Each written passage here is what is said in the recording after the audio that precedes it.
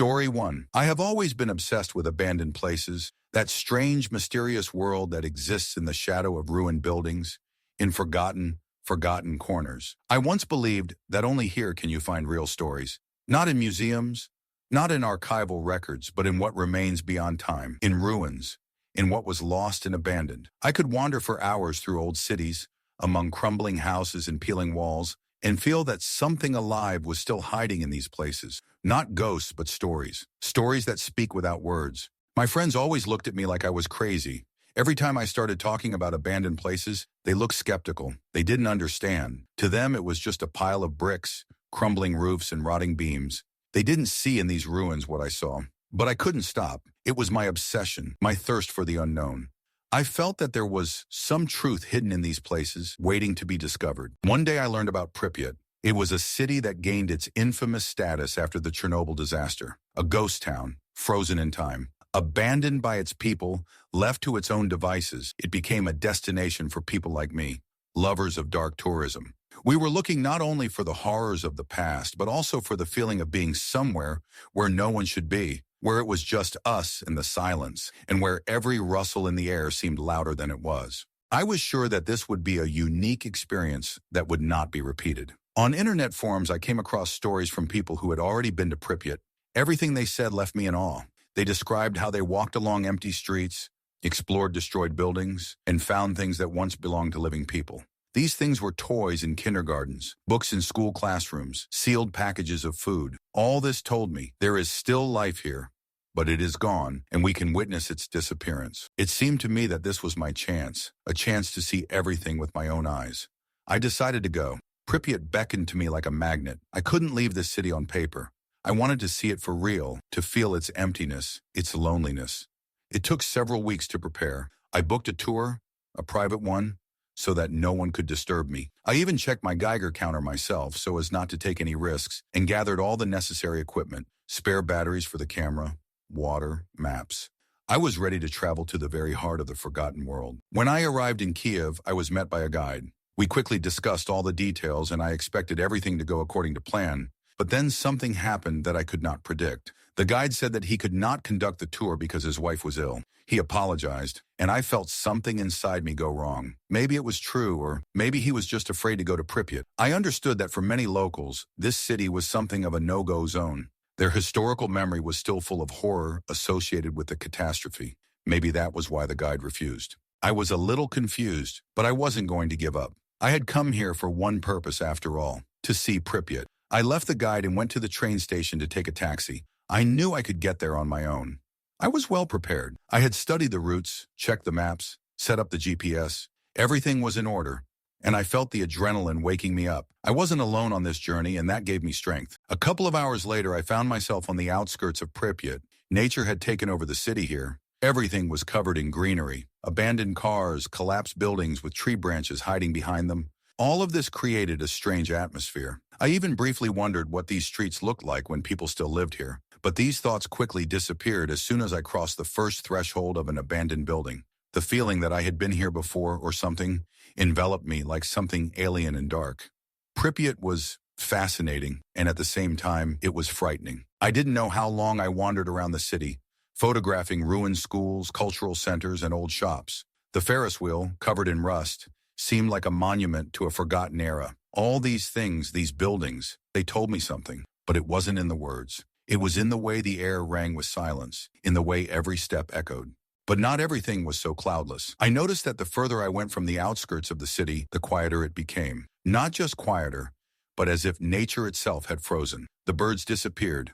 The sound of the wind died down. And the strangest thing was that my Geiger counter began to behave strangely. It began to hiss, making some incomprehensible sounds, and then suddenly fell silent. At some point, it even began to beep with such force that I felt anxiety growing in my chest. But I decided that it was just a malfunction of the device, that it was nothing to worry about, and I continued walking. On the edge of doubt, it was my mistake. I didn't know what it was that drew me to this ghost town, but I kept walking, not noticing how I was sinking into its dark depths. This wasn't just exploring an abandoned place, it was something deeper. I wanted to find answers, to find out what was hidden behind this emptiness, this silence. I was looking for a story that I could feel, But the further I went, the more I felt like something was watching me. At first, I didn't pay attention to the little things, the glass windows cracking under my fingernails, the clicking of old doors as I passed. What mattered was being here, in this place, on its edge. I even took pictures of old toys that were lying on the floor of one of the kindergartens. These little things seemed almost alive, as if they still remembered who they were and that they had once been part of someone's life. I took several pictures. I caught every moment, every corner, every detail. But something began to bother me. This feeling did not leave me. It became more and more vivid. I felt more and more how the silence of the city was consuming me. At first, I thought that I was simply getting used to this deserted place. But then I noticed that it was this silence that began to weigh on me, as if there was nothing alive here, in these ruined buildings. And perhaps there never was. Or there was, but it was all gone. I stopped at one of the destroyed hospitals. This was the place I had come for. Locals told me that after the Chernobyl disaster, firefighters and rescuers had abandoned their belongings in this hospital in a hurry. The building remained standing, a silent witness to those terrible events, forever frozen in time. I knew that here I would find my photograph, the most important one. But when I approached the building, I realized that this would not be just a walk. The entrance was blocked by rubble, and I had to crawl through a side door that seemed to have been broken for a long time. I turned on the flashlight, and having adjusted the camera, went inside. The whole atmosphere of the place was heavy and unbearable. I noticed that the air here was not just old and musty, it was somehow tense, filled with something invisible that seemed to burn the skin. The silence was dense, almost tangible. I stepped into the dark hallway and immediately felt that something was wrong. My footsteps echoed across the empty, dusty, and grime-covered floors. The sounds my flashlight made seemed unnatural, as if something was rising up from inside the building to meet us. I couldn't figure out what it was, but the sense of presence was unbearably strong. I walked, continuing to move down the hallway, trying to ignore the strange sensations. The building was filled with ghostly remnants of the past. Broken bottles, rusty beds, dirty walls where pictures had once been painted, crumbling ceiling panels, old things left there, as if no one was going to leave. All this created an atmosphere in which time seemed to stand still, but did not stop. It continued to pull me deeper into this abandoned world. And suddenly I heard it, that same whisper. It wasn't loud, but it was clear, distinct, as if someone was nearby, around the corner. But that was impossible. I was standing in the middle of the corridor, and there was no one here. Yet I heard it. It wasn't a human whisper. It was a man's voice, drawn out and suppressed, full of fear and pain. It was something unnatural, something that couldn't be connected to this world. I felt a chill run down my spine. My body immediately tensed, as if every muscle was on alert, waiting for danger. "Help!" It sounded quietly, and I froze. I froze, not knowing what to do. Somewhere in my head, I knew that this was impossible, that there couldn't be people here. This place was empty. I was alone. But this voice was so real, so present. My inner fear fought with curiosity. Every cell in my body screamed that I needed to go, that I needed to run. But I stood there listening, trying to understand where this voice was coming from. I took a step forward, trying to see something in the darkness, but there was silence again. I reached for my phone to take a picture, but there was no cell service here, and the screen remained black. I tried to take another step, but I felt my stomach clench. This was something new, something unknown. In that moment, it became clear to me that I might not be alone in this place, and that didn't calm me down. I heard the same voice again, much closer this time. It didn't sound desperate like before. It was closer, like someone was standing next to me, someone invisible, hidden in the dark corners of the hospital. I took a step back, and then I saw it, a shadow, a tall, dark figure standing at the end of the hallway. I froze. It wasn't a person. It moved too fast. Its movements unnatural, jerky, like electronic interference in the body. My heart began to beat faster. I turned off the flashlight, but the shadow kept moving. It disappeared into the darkness, barely moving. I stood there frozen, and my hand instinctively grabbed the camera. But before I could take a picture, he was gone, like he had dissolved. Something inside me just broke at that moment. I turned and ran. Without thinking, without checking what was happening, I just ran down the hallway, out into the street without looking back. When I ran out of the building, I found myself in ruins. The dark sky hung over the city, and I could feel the air growing cold, my steps growing faster. I don't remember how I got to my car. All I knew was that I was alive, but something was wrong. The click of the hospital door closing echoed in my head. I locked the car and put it into gear as best I could. I pulled out onto the road and never looked back. I didn't know what to think as I sped along the empty roads of Ukraine, trying not to look in the mirrors. The fear wouldn't leave me, and with every kilometer I felt it penetrating my soul. My heart was still pounding in my chest like a hammer when I glanced at my reflection in the side mirror and froze. At that moment, I realized that something strange was happening. There was no one in the reflection except me, but I felt that he was there. He was standing behind me. I knew it was impossible. I was alone in the car. My gaze returned to the road and my heart began to flutter with fear again. I tried not to think about it, but it wouldn't let go. He was watching me. How could I have been so blind? Not noticed him in the dark? Maybe it was just my brain playing tricks on me, reconstructing the picture of that terrible moment, but I felt that something was wrong. When I came to Kiev, I tried to forget about all this. I thought that maybe I just needed to rest, calm down, get back to normal life. But his presence did not leave me. Every morning when I woke up, the first thing I noticed was the feeling of someone standing next to me, as if they weren't part of this world. I looked around, but there was no one in the room. In the mirror, I saw only myself, but at the edge of my perception, I could still feel him there. I tried to be reasonable and convince myself that it was just the aftermath of what I had experienced, but the anxiety didn't go away. One morning, as I was getting ready to leave the hotel, I noticed that my phone unlocked itself. The screen lit up without me touching it. I looked at the screen, but there were no notifications. It just glowed empty, as if waiting for something. I automatically opened a few apps, trying to convince myself that everything was normal, but one detail caught my attention. In the call log, there was a number that I definitely did not enter into the phone. It was a number with an unfamiliar country code. I didn't know what to think. Maybe it was a mistake. Maybe someone had accidentally dialed my number. But what was bothering me was the fact that I wasn't sure who it could be. I decided to just forget about it, that it didn't matter. But then again, the feeling that someone was stalking me wouldn't go away. As I stood in line at a cafe, I noticed a small child sitting in his mother's arms, staring at me. He was too quiet for his age. Her gaze was also on me, but a child's eyes. They did not move. He continued to look at me, and I felt something inside me twitch. It was a strange feeling, as if his gaze was not just curious, but somehow judgmental. The mother noticed my tension and tried to distract it, but the child's gaze did not leave me. I suddenly felt a chill run down my neck. Later, as I was walking back to the hotel, I felt like someone was watching me. It was impossible to shake the feeling, like eyes I couldn't see were staring at me.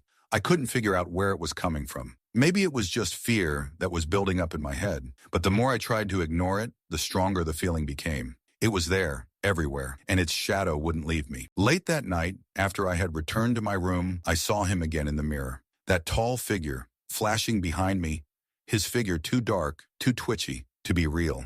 I tried to convince myself that it was just a reflection of light or a play of shadows. But as soon as I raised my hand to the mirror, his image vanished like smoke. It was too much. I couldn't lie in bed without knowing what was happening. I could feel myself starting to lose control. I became afraid to close my eyes because every time I tried to sleep, it seemed like he was there. I saw him in my dreams, standing at my head, invisible to everyone but me. And the strangest thing was, every time I tried to wake up, I felt like his shadow was still behind me. I knew this wasn't just a nightmare. This wasn't just a game of my mind. This was something much more terrifying. I tried to run away from this feeling, but it followed me, wouldn't let go. Its presence wouldn't let go. Its shadow wouldn't let go. I didn't know what to do, and I didn't know where else I could hide from it. When I returned home after weeks of doubt and anxiety, I thought I could start all over again.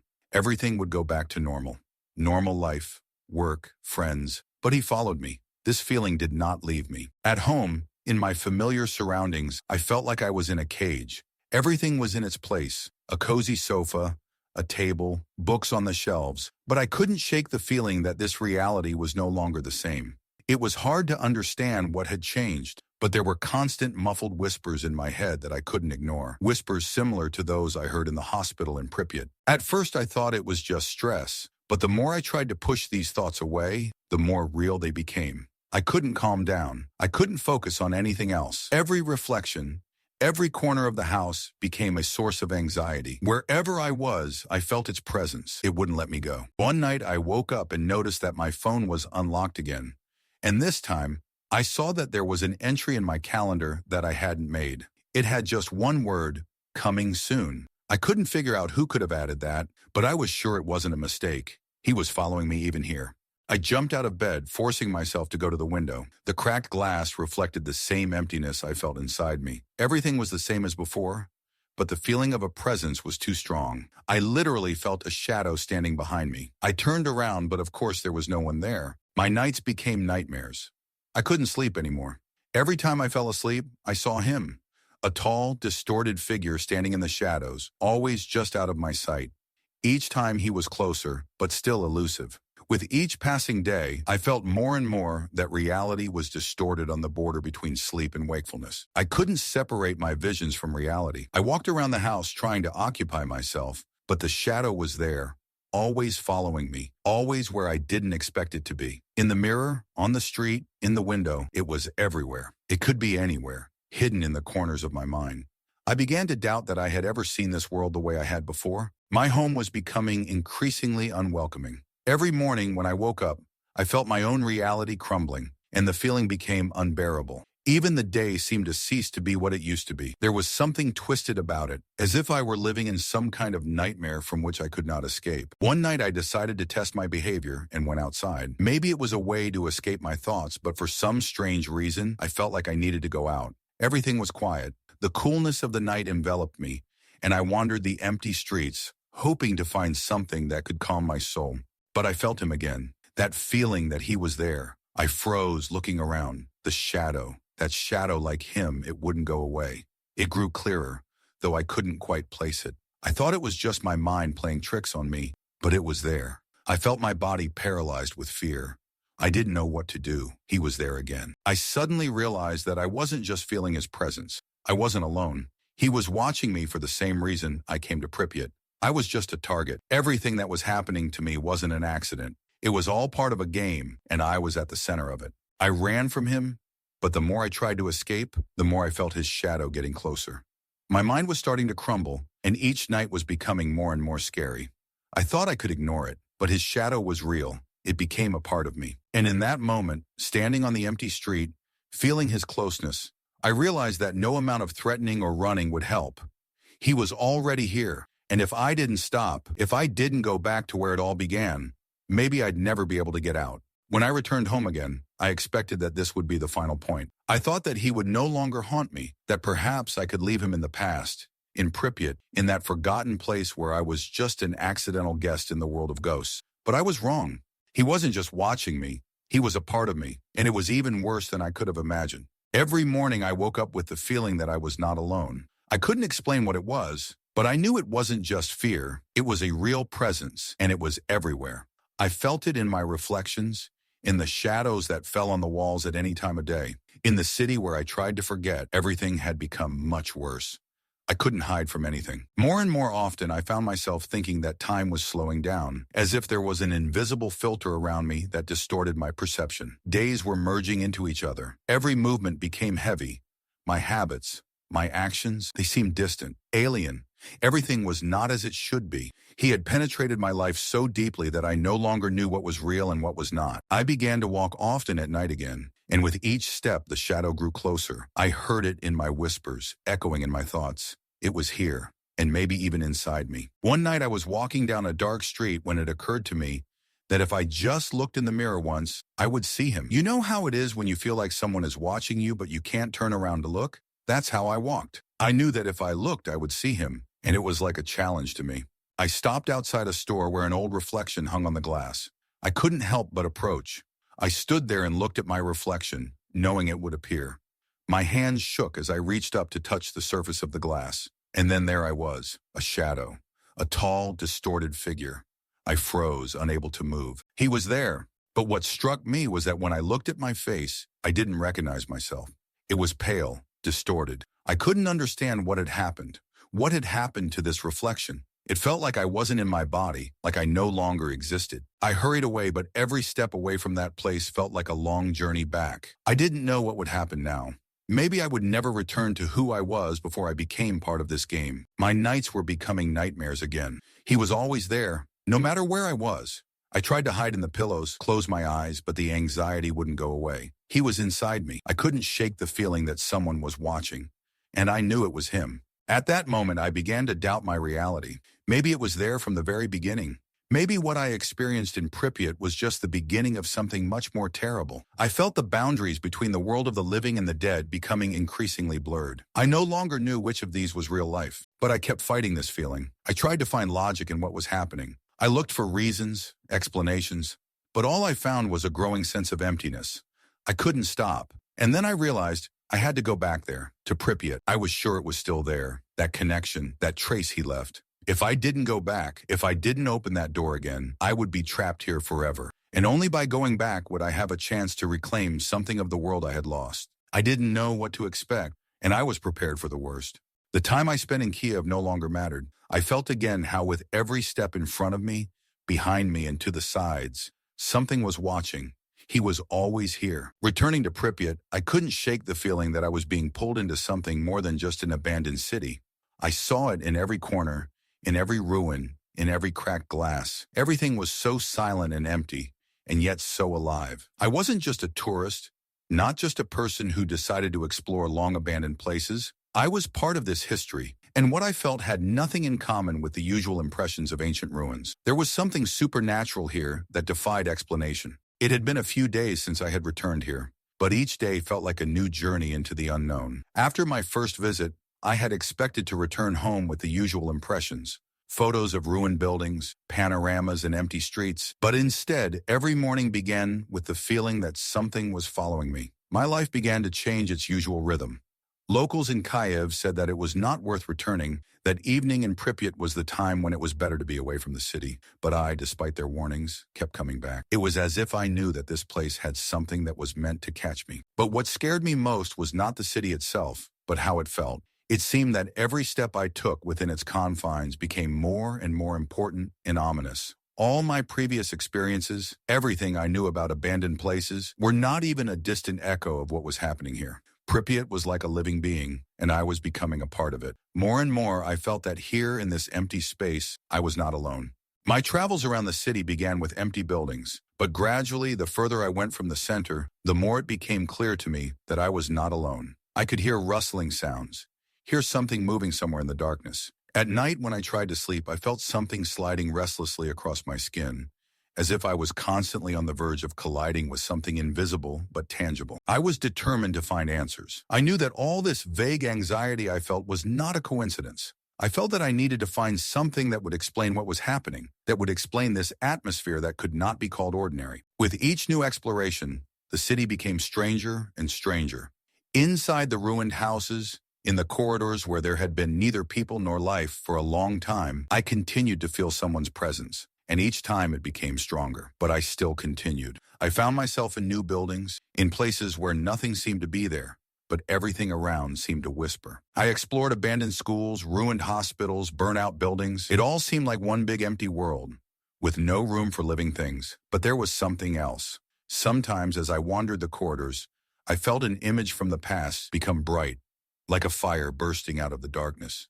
I saw shadows flickering, unfamiliar shapes that couldn't be just a figment of my imagination. One day I wandered into an old hospital where radiation victims had once been treated, a place I had long wanted to explore. I remembered the terrible events that had taken place here, with people dying from radiation poisoning, with panic and chaos. The building had become a symbol of the disaster, but no matter how much I had prepared myself, I couldn't explain why, when I entered the place, I felt that it was more than just a museum. It was as if the place held memories. It preserved something more than just dead walls. As I entered one of the chambers, I felt a strange pressure in the air. The atmosphere here was thick, almost tangible. The air was cold despite the heat outside, and the shadow I encountered everywhere was now more pronounced. I turned around sharply when I felt it, the feeling that someone was watching me. At the same second, I heard sounds. Something was moving. I looked around, but did not see anyone. At first I thought it was the wind, but there was no movement in the room. For a moment I felt something cold blow over me, as if someone's hand passed through me. But then amidst all the sounds I suddenly heard a whisper. It wasn't just my imagination. It was a whisper that pierced my ears like an icy needle piercing my soul. It was almost human, but distorted, creaking. The whisper grew louder, and then I realized that it wasn't just something I was hearing. It was something alive. The whisper continued, its soft words mingling with the silence that surrounded me. My heart started beating faster when I realized that I hadn't imagined it. The whisper was there, and whoever was saying it was probably not alive.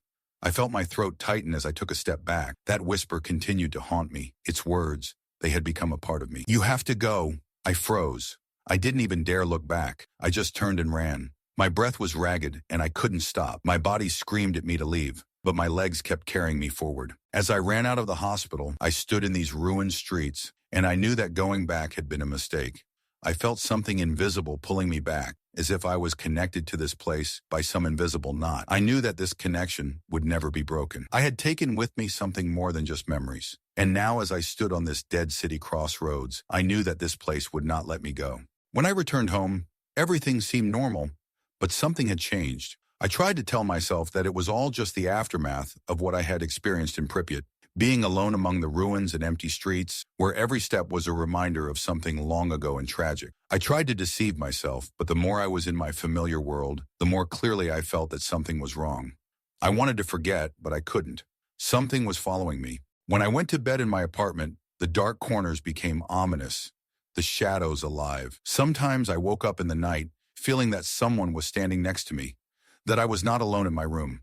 I tried to turn on the light, but it flickered, like in the abandoned buildings I had visited.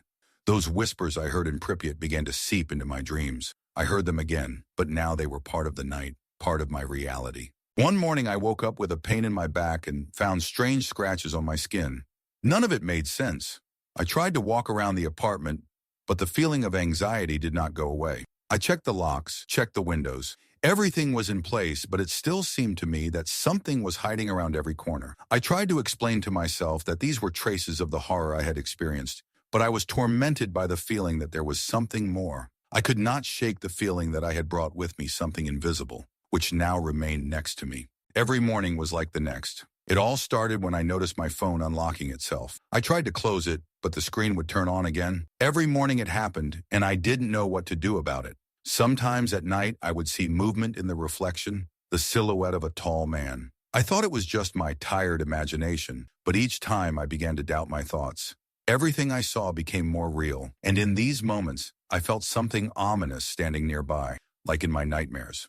A week after my return, I met an acquaintance in Kiev. He noticed that I looked strange, said that I had changed, that something was wrong. I tried to joke, to say that everything was fine, but he kept looking at me, as if trying to understand what was hidden behind that expression. Deep down, I knew that it was impossible to hide. It was becoming increasingly obvious. What I had brought with me from Pripyat was not going to just go away. I began to notice strange things that defied explanation.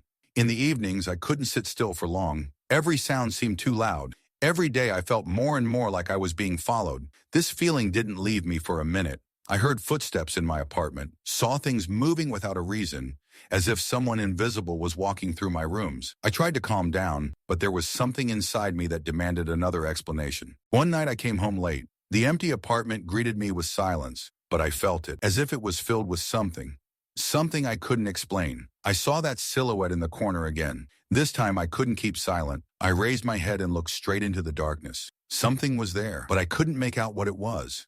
It moved, almost shimmering, as if the shadow wasn't quite like all the others. I felt a chill creep up my neck. I knew that this place I left behind wouldn't let me go that easily, and it didn't follow me because I didn't want to go. I left something there, and it came back. Trying to understand what was going on, I started searching the internet for information about paranormal phenomena related to Pripyat. I found stories of people who spoke of similar sensations, traces that remain with them even after they leave the place. Some said they heard the same whispers I heard, and there were those who could no longer return home after visiting this ghost town. I realized I was not the only one, but at the same time, I felt like no one could understand me. I was trapped, a trap of my own making. Every night I became more and more aware that something was wrong here. I didn't see the same person in the mirror. I wasn't the same person who could sleep peacefully at night, and every day I felt like something alien was chaining me to this place, forcing me to move on, unable to leave. The whispers never stopped following me. I knew that somewhere out there, in Pripyat, something remained, haunting me. I thought that there would come a time when it would all end, when I would be able to leave behind everything that happened in this damned city. But I knew that now, even if I went far away, Pripyat would stay with me, and it would wait for the moment when I would again find myself where it all began. There was more to what I was experiencing than just a terrible anxiety. It was a hunt that could not be won, and with each passing day, I became more and more a part of it. Story 2. I don't know what prompted me to take the step. Berlin is not a city where I could find my home, although I may have tried. I moved here at the beginning of 2023 simply because the job promised good prospects and the city beckoned with something new, alien, unknown.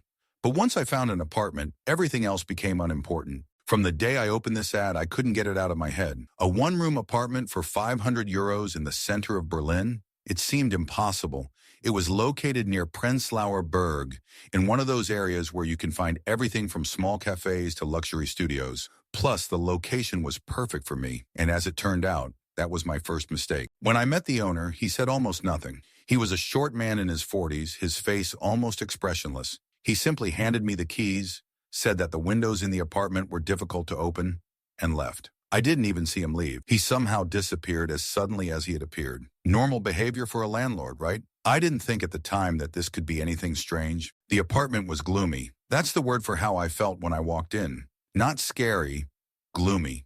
It was like an old building that had seen more than its fair share of abuse. The kitchen was small, the walls were gray, and the lighting was dim. The floor was wooden, but it looked like it was 100 years old. The only thing that was in relatively good condition was the furniture. It looked new, but it still didn't fit the atmosphere of the apartment. As I put my bags down and looked around, something seemed off about the house. Even the air seemed cold, too cold for late March. I opened the bathroom window but couldn't close it. It was stuck and remained slightly open. I noticed that it wasn't that cold outside, but the temperature inside the apartment was completely different, as if the apartment itself was standing in the shadows, refusing to let in the sun's rays. I tried to ignore these details, but something inside me was bothering me. I went to the kitchen, made myself a quick dinner, and spent time on my laptop, thinking that it would pass, that I would get used to it. But I couldn't shake the feeling that I was just a guest in this place, that I wasn't really here. The next morning I was awakened by a sound. It wasn't anything sharp, but rather slow, almost merging with the surrounding world. I went to the window and listened. Silence. Nothing unusual. I thought that maybe it was just the sounds of the city, familiar to large cities.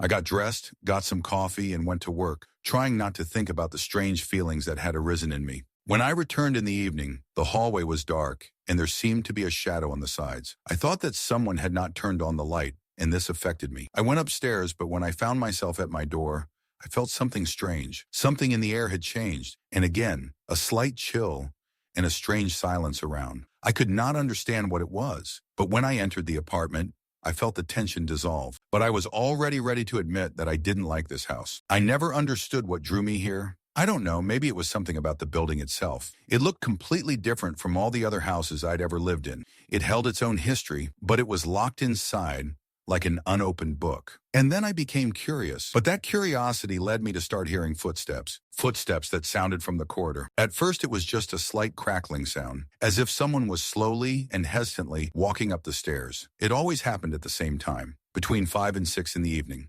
I even thought it might be a neighbor, but when I looked through the peephole, I saw no one. For a long time I didn't pay attention to it. The neighbor is probably in a hurry, I said to myself, but the steps were repeated every night, the same sound, the same rhythm. At such moments, I felt as if I were in a house that wasn't quite alive. The building existed in some other time, one that didn't intersect with mine, but I decided to ignore it until the second night. Then I felt the shadows on the walls of the corridor growing thicker, as if something was watching me. But again, nothing, just those footsteps. Gradually, I got used to it, and the next time those footsteps started to sound again, I just opened the door, and as if nothing had happened, went to the cafe. I felt uneasy, but I still couldn't figure out what exactly about this building was causing me such strange anxiety. When I first heard footsteps on the stairs, I didn't pay much attention to it. It was something small, insignificant. After all, in old houses, something always creaks, and people often move along the corridors, especially in the evening. I even thought that it was one of the neighbors hurrying home after work or evening chores. Perhaps someone was simply solving their own business at that time. I was not a person prone to panic or to looking for something supernatural where everything can be explained by simple things. But then it happened again. On the second day at the same time, between 5:00 and 6:00 p.m., I heard them again. Those same steps. Slow, heavy, measured, as if someone was walking on an old wooden floor, not in a hurry. It was strange. I tore myself away from my laptop, pressed my ear to the door, and tried to hear what was happening in the hallway. Everything was as quiet as usual. I stood up and went to the peephole. There was no one. I didn't know what to think. Had I imagined the footsteps? Or was it just the ghost of the old building playing tricks on my mind? I couldn't tell. I closed the peephole and went back to my desk. I continued working, though now the footsteps were all I could think about. But I was determined.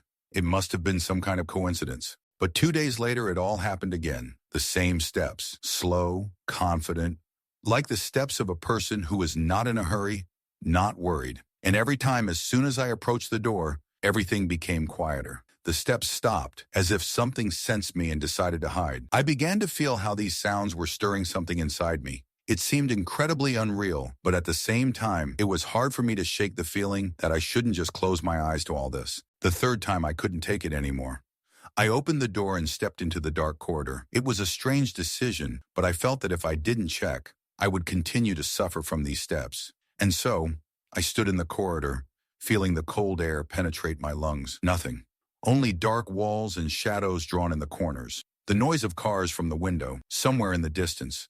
That was the only sound that broke the silence. I stood there for a while listening, then returned to the apartment, finding no traces or explanations.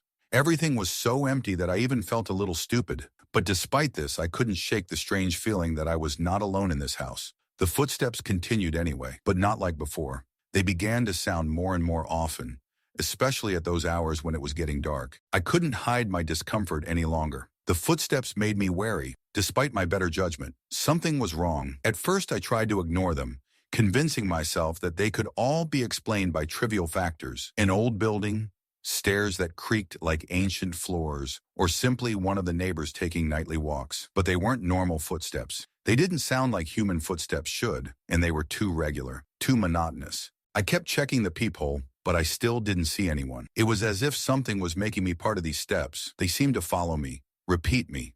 Every time I approached the door and peered, I saw nothing. But as soon as I removed my eye, they were back, walking the same route, exactly as before. I couldn't figure out what it was, but the knowledge that I was part of this strange ritual made me feel vulnerable. I began to notice that these footsteps only came at certain times. Not any time, but between 5:00 and 6:00 p.m.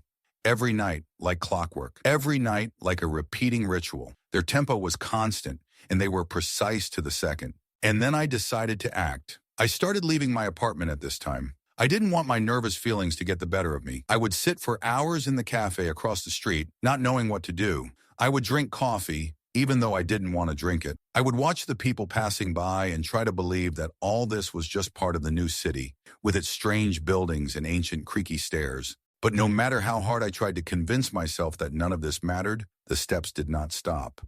They did not diminish, did not disappear, did not stop for a single day. They continued to walk as if on the same route. And every time I tried to find an explanation for all this, I could not find an answer. I didn't know what was happening to me. I tried to think rationally, but I was increasingly overcome by a cold dread. Someone or something was bothering me. This house, these stairs, these steps, they had become part of me, part of something I couldn't understand. On the 5th day, when I returned home again after another refuge in a cafe, I heard something new, something that made me freeze as soon as I opened the door. Laughter, children's laughter. At first, I thought it was the neighbors again, maybe children playing in their apartments or running along the corridor. However, one strange circumstance immediately arose. I had never seen children in this building. At least I had never met them. There were no strollers, toys, or even noisy conversations on the stairwell. Everything was always quiet, as if the house existed on its own, fenced off from the outside world. But the laughter was real. I couldn't ignore it. At first, it was just a giggling sound, like a group of kids running around the room, happily breaking the silence. It wasn't loud, but it was distinct. I thought it might be a neighbor, but there were too many empty apartments in this building, and I couldn't hear a single step, a single movement. I went up to the peephole again. This time I was expecting to see something unusual, and the laughter was indeed audible. It was getting louder, as if it was getting closer. But as before, when I opened the door and went out into the hallway, there was nothing. The air in the building suddenly became cold, as if it had been summer inside all the time. But someone had decided to turn on the air conditioning at full blast. I felt the hairs on the back of my neck start to stand on end, as if something was disturbing the usual harmony. The laughter continued, but it was no longer a simple, joyful sound. It was strange, empty. It was as if someone was trying to imitate the laughter of children, but could not recreate that genuine joy. Instead, there were distorted, sometimes even sinister notes. This was something more than just children playing around. I opened my door and walked quietly into the hallway, thinking that maybe I could figure out what was going on. I listened, looking around for the source of the sound, but I saw nothing. The hallway was dark and empty. There was no sound of footsteps, no sound of moving bodies. The laughter continued to echo, and now I could feel it in my bones. It was not only in my ears, but in the air, in every corner, in every crack of the wall. I went back to my apartment and stood by the window. I noticed the lights flickering in the darkness outside the window, as if the whole world was still moving. But inside this building, something was wrong. The laughter continued, echoing and repeating itself. It seemed alive but empty, as if devoid of any meaning. Every night it happened, and each time the laughter became more distorted. It was like a muffled whisper that went deep, haunting me. I felt that something was wrong, that it was not just a playful child's laughter, as I wanted to believe. It was something more sinister, a laughter that held no joy, only emptiness and coldness. Night after night I heard this laughter, which never stopped. It seemed to accompany me, making me feel that I was not alone in this apartment, despite all its emptiness. The laughter was not a sign of joy. It was something alien, dark. I could not escape it. When I went to bed, the laughter did not leave me. When I got up, it still continued to sound in the hallway. I tried to close the windows, but nothing helped. It was as if it was inside me, in the air, in the walls. One day I decided I needed to figure this out. I stood up again and walked out into the hallway. This time, unlike the previous times, the laughter didn't disappear when I opened the door. It continued to sound, undisguised. I walked down the hallway trying to find the source of the sound. But as soon as I got to the middle, everything went silent. I froze, trying to figure out what was going on, but the laughter didn't return. And then I heard it again, a quiet chuckling laugh, as if it was coming from somewhere very close. But I couldn't figure out where exactly. It was the uneasiness that wouldn't leave me. I went back into the apartment and locked the door. For the next few days, I just couldn't shake the feeling. The laughter wasn't just a sound, it was something more terrifying and penetrating. It flowed into my thoughts and stayed with them, becoming a part of me. It was like an overwhelming sense of the presence of something abnormal that I couldn't understand and couldn't explain. I couldn't stand to watch the nights in that building anymore. The dark corridors and windows that seemed to hide darkness. The laughter wouldn't leave me, and that feeling finally led me to the conclusion. I had to do something about it. But what? What was it? And why didn't it leave me no matter what I did? On the 6th night in that strange place, after the laughter had finally died down, something new happened. I felt that something terrible was about to happen, but I didn't know what. That night, when the city was already sinking into silence, and the only light was the dim street lamps, I heard something again that made me freeze. It sounded like a howl, dull, distant, as if someone was screaming from behind the walls, from beyond the boundaries of reality. The sound was restless, nervous, but there was something primal about it, as if it came from the very heart of pain. At first, I didn't pay attention, thinking it was just some kind of coincidence. Maybe one of the neighbors talking loudly, or someone who was having a very intense night. But as the night wore on and the howling grew louder, I realized it was no ordinary sound. There was real pain in it, a pain that penetrated the walls, making me feel cold from head to toe. I went to the window and looked out into the dark corridor. There was nothing to see, just empty, dirty walls stretching into the shadows. The sound did not stop. It continued to grow, becoming louder and more unbearable. It was as if someone was desperately screaming, tearing at their soul for help, but could not be heard. The sounds cut through my ears like a knife through skin, and my head began to hurt from them. I tried to figure out where they were coming from. I opened the door and cautiously approached the stairwell. The dark hallway was empty, but the sound continued to come from the depths of the building. It was so piercing that it felt like it was squeezing my chest and squeezing all the emotions out of me. It seemed like the pain of that scream could destroy even the strongest walls. I tried to open my door again and look through the peephole, but it didn't happen. At that moment, as if on cue, the howling turned into something more terrifying. It turned into screams. Screams so loud that they didn't just seem to be in the building. They were in the air itself, squeezing it around me. They filled the entire space and became so real that I felt my throat tightening. When I first tried to call the police, I hoped they would be able to find some explanation for what was happening. I opened the door to greet them, and my heart began to beat faster when I heard their footsteps approaching my front door. They knocked on the door and I hurried to open it. I expected them to somehow explain what was happening, that they might see the same thing as I did. But as soon as they entered my apartment, complete silence fell upon them. "Is everything okay?" one of them asked curiously, looking around the room. I could hardly understand the silence that enveloped us. The screams that had been so clearly heard outside the door were gone. They were simply gone. They didn't even try to check the other floors or go out onto the balcony. They shook their heads and said that perhaps it was just a bad adaptation to a new environment, to a new city. I was completely confused. It was as if I had been deafened and ripped from reality at that moment. They were gone as quickly as they had come. Their words seemed to vanish into thin air, and I was alone again. But as soon as they closed the door behind them, the screams returned, and they were louder than ever. It wasn't just anxiety or fear. It was real, unbearable pain. They seemed to be cutting me from the inside. The screams haunted me all night. I tried to lock myself in the bathroom, to hide, but the sounds penetrated every crack, crashing down on me with renewed force. They were so real that it seemed I could touch them. And all I could do was sit in the corner, curl up, hoping that these sounds would not destroy me. At moments when I thought I couldn't take it anymore, the pain of the screams would give way to silence. Only then would new suffering begin again. A new wave of screams, pumping through the walls and corridors like an eternal chain of fear. I woke up in the morning, nearly out of my mind from lack of sleep, and looked out the window.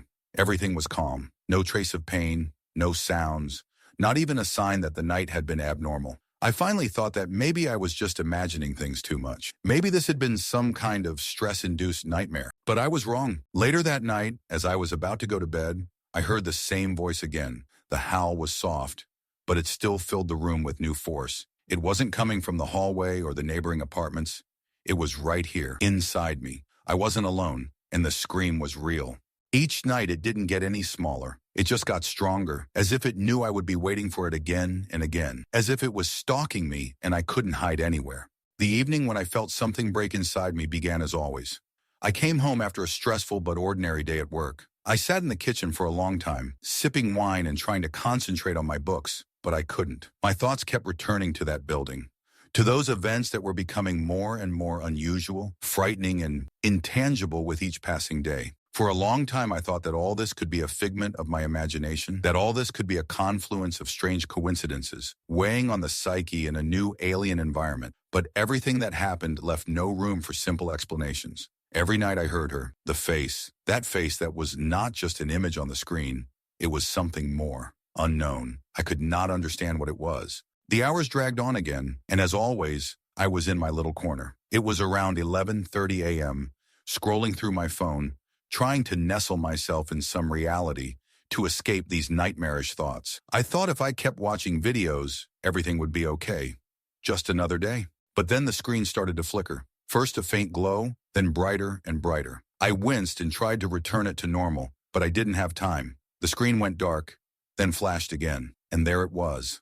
A face. I thought it was just a glitch, an electronic error like the ones that happen to phones or TVs. I wanted to throw it away and just go to bed. But something about that face was bothering me. It was pale, with skin that looked like it was covered in a thin layer of dust. The eyes were empty, like deep pits, and the mouth was open, like the embodiment of a silent scream. I couldn't tear my eyes away from this face.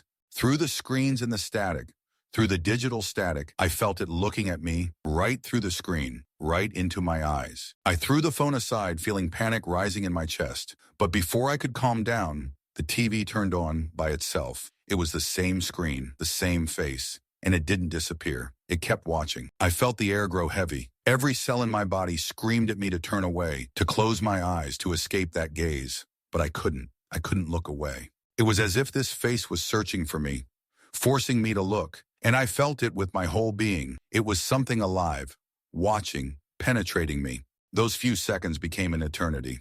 I jumped away from the TV as if it might grab me. I closed my eyes as if I was trying to close off my thoughts and feelings. But even with my eyes closed, I felt that it was there, that it was still watching me. Forgetting about the phone, I ran out of the room, locking the door behind me again. My fingers shook as I took a cloth and taped it over the TV screen so I wouldn't have to see it. All I wanted was to not have to watch. I locked the phone in the drawer, as if it could be the cause of all this horror, but it didn't help. As night fell on the city, I heard it again. It wasn't just a face, it was something more.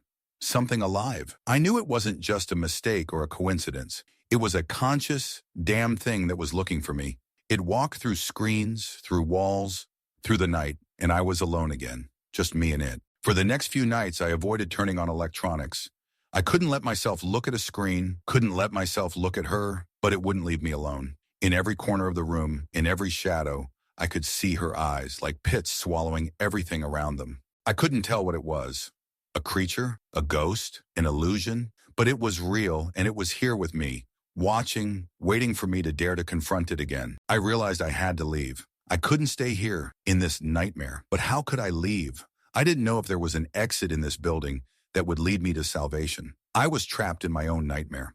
It was unbearably quiet. It was as if the silence was covering me with a thick, heavy shroud. It was as if everything in this building was absorbing sound, even my own footsteps on the old creaky floor. I woke up late at night, but I couldn't figure out what had woken me up. It wasn't anything obvious, but rather a feeling that something was wrong. I lay in bed staring motionless into the darkness. The walls of my small home were becoming more and more ominous with each passing day. At first, I tried to ignore it. I thought that I simply hadn't adapted to this strange place yet.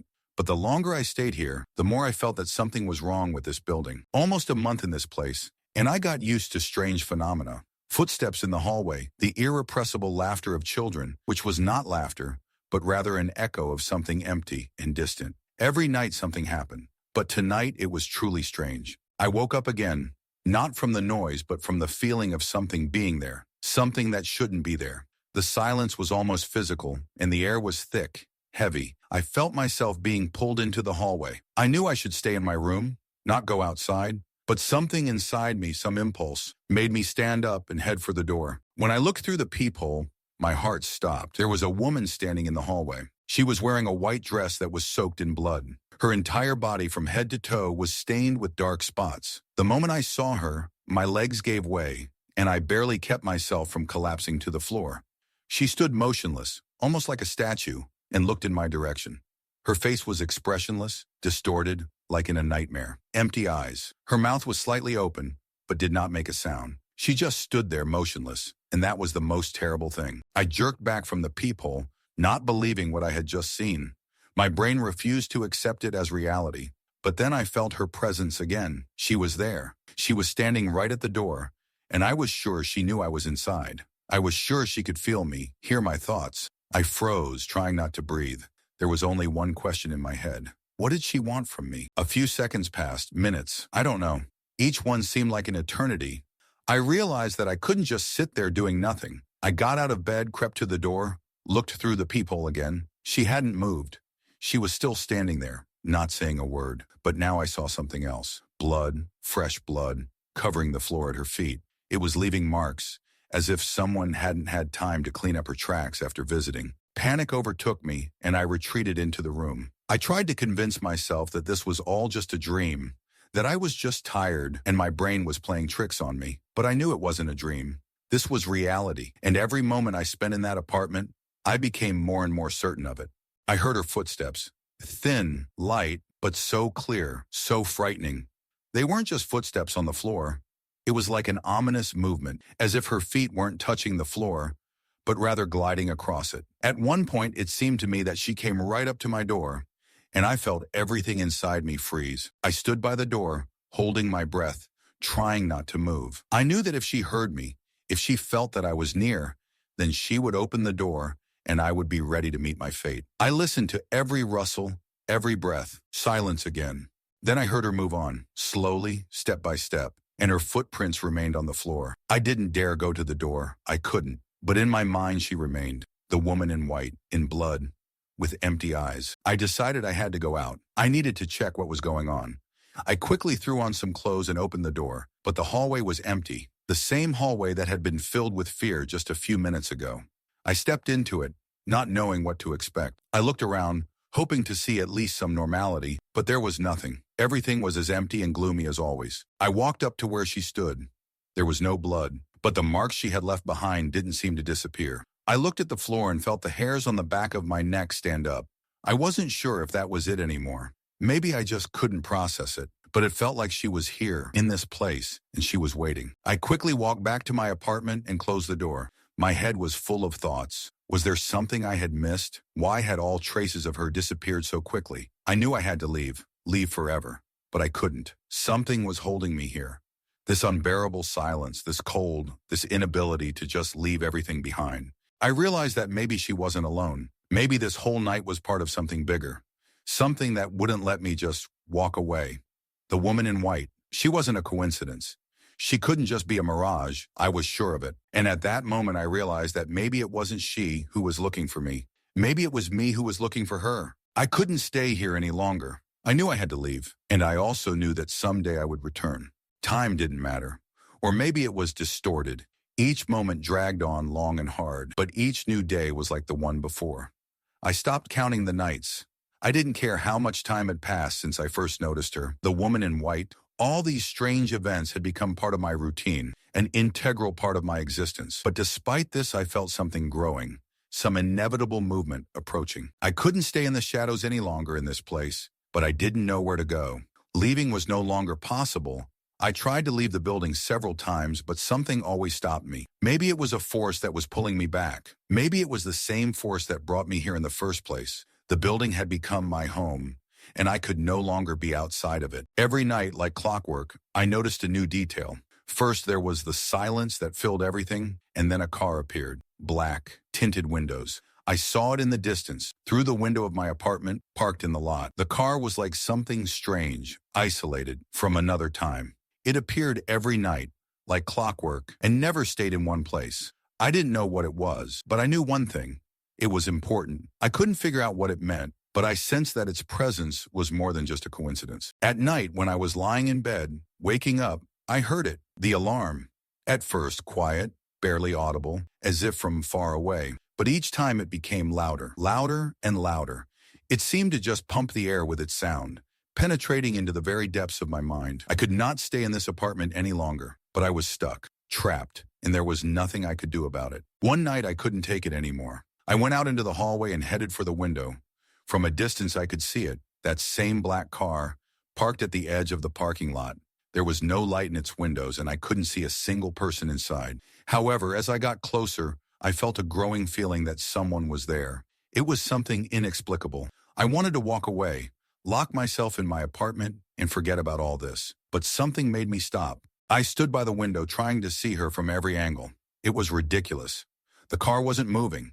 Everything was as usual. Suddenly, I felt like I was being watched. It felt like someone was peering at me from the driver's seat. I froze, unable to move. It was like a terrible dream that would never end.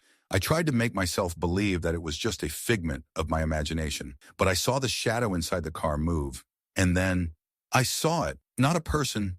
Something. My gaze was drawn to the figure in the driver's seat. It was something unimaginable. A person? A being? It was there. In the car. Motionless, like a shadow frozen in the darkness. But the more I looked, the clearer it became that it was more than just a shadow. It was alive, and that something was not normal at all. I recoiled from the window in fear, but I still couldn't leave. The alarm started to blare again, its sound deafening. I didn't know what to do. I felt my whole world spinning around this strange creature in the machine, and how it all pulled me towards itself, towards the place I was trying to leave, which I was trying to forget. I didn't need to look anymore. I already knew there was nothing human about this car. Everything I saw was out of this world. I went back to my apartment, quietly, so as not to attract attention, to force myself not to think about what I had just seen, but I couldn't. The black car was still parked, and I knew its presence was no accident. I couldn't stay here any longer. It wasn't just watching me. It was part of something bigger, a part that connected me to this place. I wasn't just part of this house, this building, this world anymore. I had become part of it. Could I leave this place? Would I be allowed to leave? Or would I remain here forever, bound to this evil? I didn't know. But one thing was clear to me. This machine, it was simply a symbol that I couldn't leave. I was at its mercy. And when I looked up again, the car was gone. Just an empty space and silence. Story 3. I always believed that solitude was my choice. I was used to the silence, to the peace that my secluded house hidden in the forest brought me. It seemed like nothing out of the ordinary. Just a one-story building on the edge of the forest, far from everyone, where no one could disturb me. But sometimes, on the quietest nights, I felt a strange restlessness wash over me. Perhaps it was a distant sound, a barely audible rustle of leaves, or a light breeze. Something that made me tense up. But these moments were always fleeting, and I quickly forgot them, like everything else. Living alone isn't so bad if you know how to manage your time, and don't let yourself get bogged down in meaningless thoughts. I spent my days working in the workshop or sometimes going for walks in the forest. That was my routine. I didn't really need other people. The noise of the city.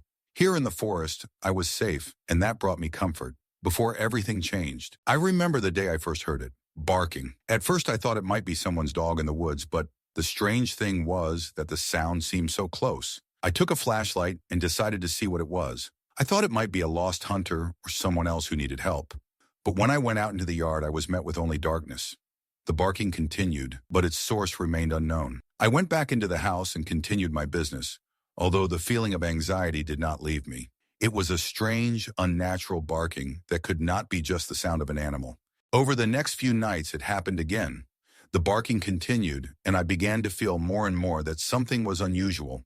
It grew louder, sharper, as if someone or something was watching me. I tried to find the source, but every time I went outside, I saw nothing. The forest was as quiet as ever.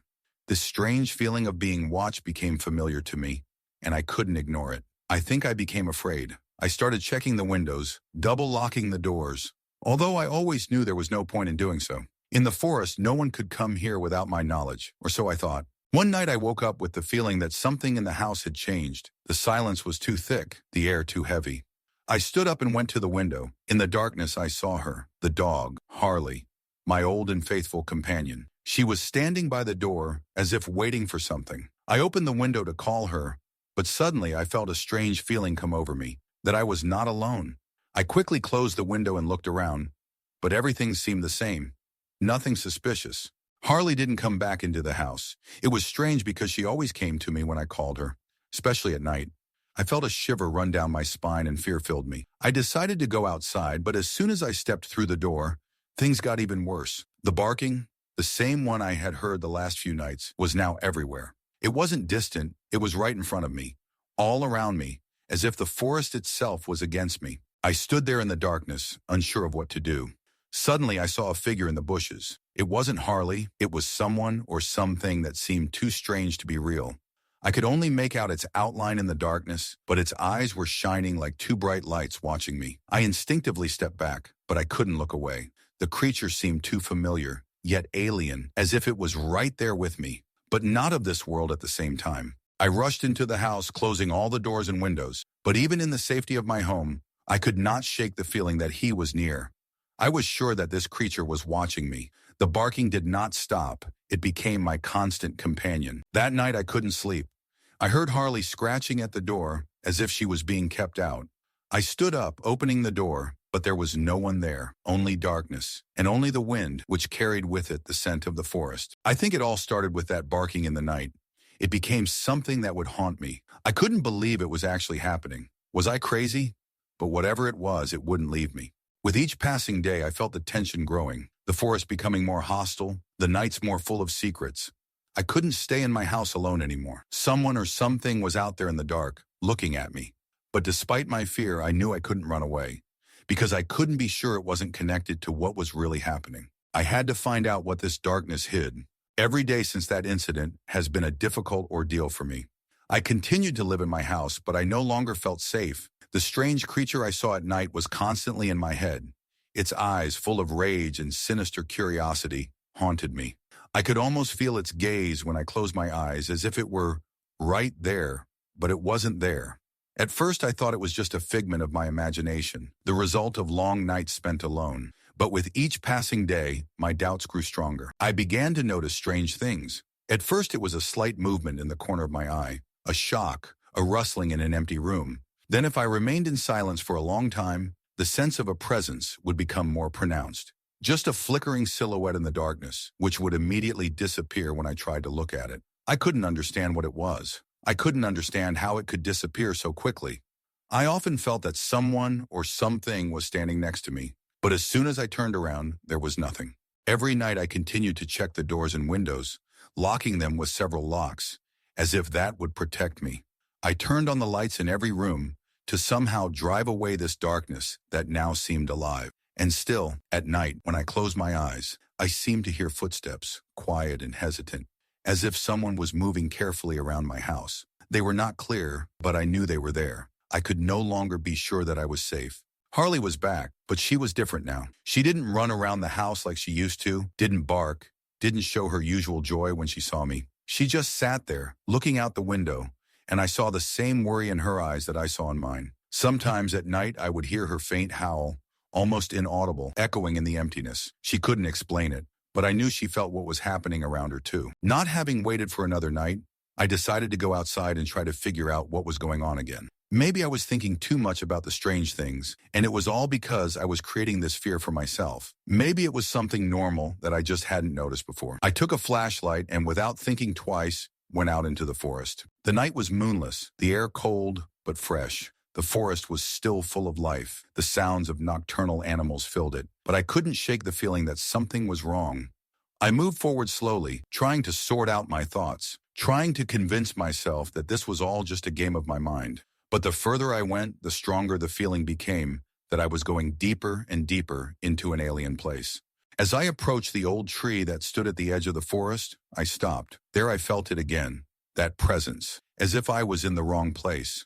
I looked around, but there was nothing in the darkness, only silence. I felt the hair on the back of my neck stand up, and then I saw it, a silhouette. It stood at the edge of the forest, and I couldn't quite make out what it was. Just a black figure, not moving, not making a sound. At first I thought it might be a person, but its shape was strange, its outline blurred in the darkness. I tried to get closer, but all I felt was cold, as if I had entered an atmosphere not meant for humans.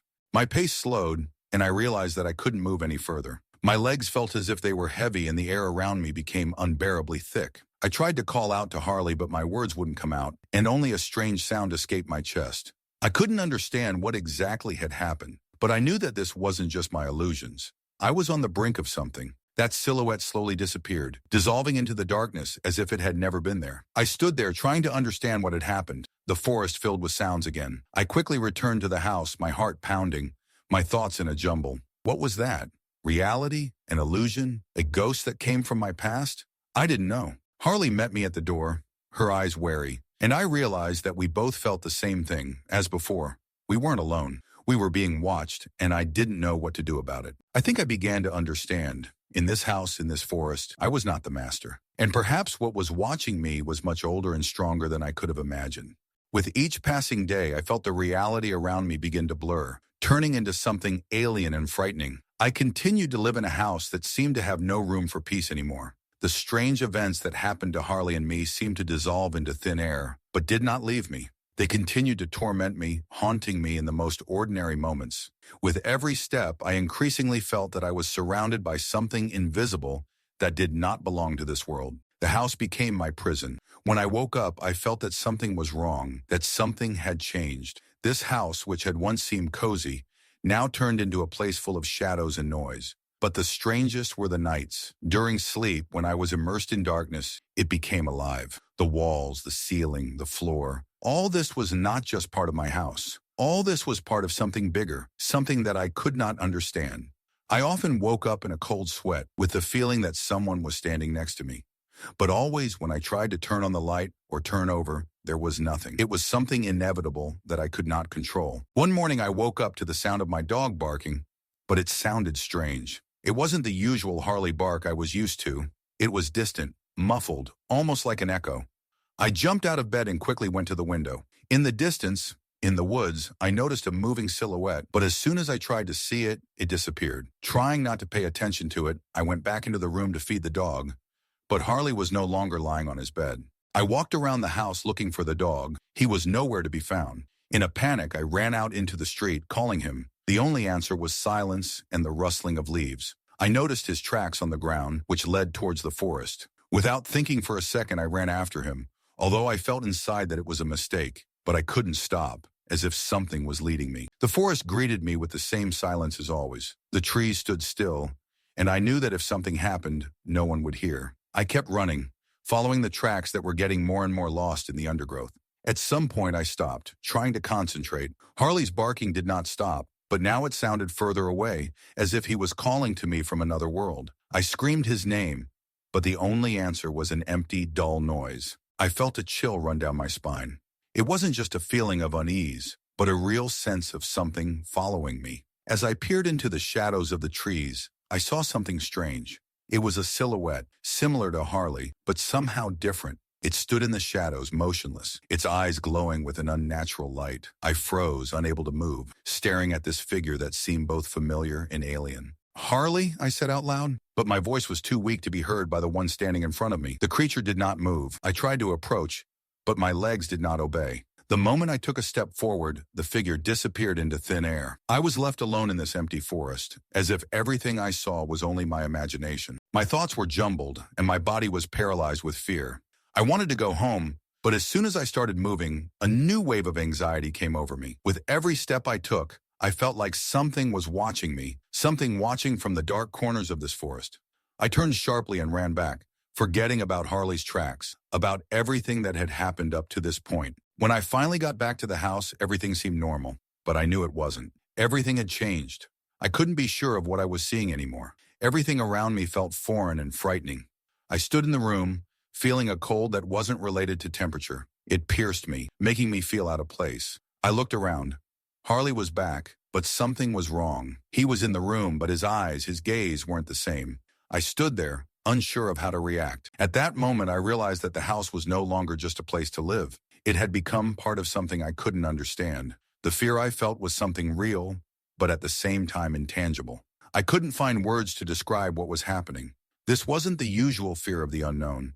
It was a feeling of being trapped, where everything I knew was being called into question. I tried to find an explanation. Maybe it was all just a figment of my mind, the result of stress and nightmares. But looking into my dog's eyes, I knew it wasn't. I wasn't prepared for what was to come, and I didn't know how much longer I could take it. My attempts to return to normal life had become futile. Every morning I woke up with the feeling that something was approaching. Every night, when I went to bed, I knew that I would not be able to forget what had happened in the forest. Fear did not leave me. It was here, in this house. It was watching my every step. I sat in the shadows, feeling a weight on my shoulders, as if someone invisible was squeezing me. The evening had once again brought a dark wave upon the house. The night was getting closer, and with each approach I felt something unimaginable trying to enter my world. Sometimes it seemed to me that with the onset of night, reality changed, as if it were turning into something more sinister. In those moments, I was most afraid of being alone in this house, but I couldn't leave.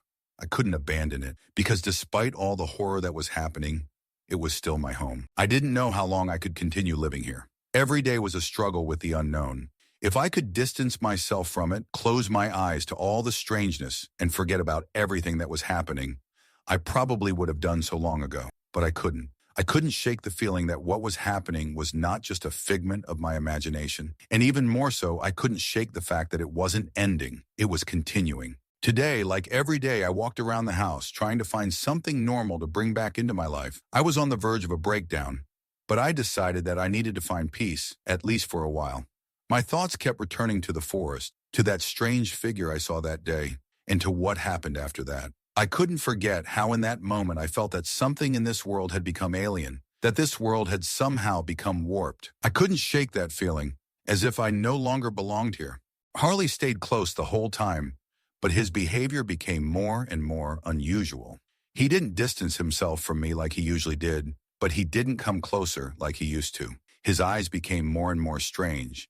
Even in the dark, I could see them shining, unnaturally bright. Sometimes he looked at me as if he didn't recognize me, or as if he had something important he couldn't tell me. I felt his presence becoming more and more unsettling, but I couldn't explain why. I found myself back in the hallway, standing in front of the door that led into the forest. I wasn't ready to go out there, but at the same time I felt like this place had become important, like it was calling me. I looked at Harley.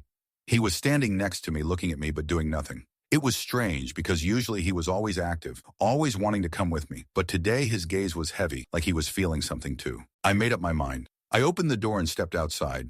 The air was cold, but not like usual. It seemed strangely saturated with something I couldn't identify.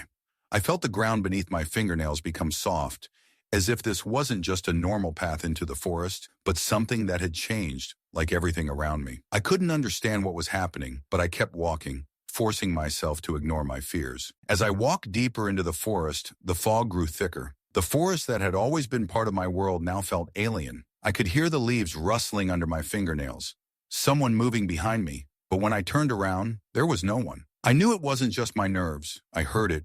I felt it. I wasn't alone. But who was it? I kept walking, trying to stay on the path, but the deeper I went, the darker the forest became, and the more I felt like something unknown was watching me.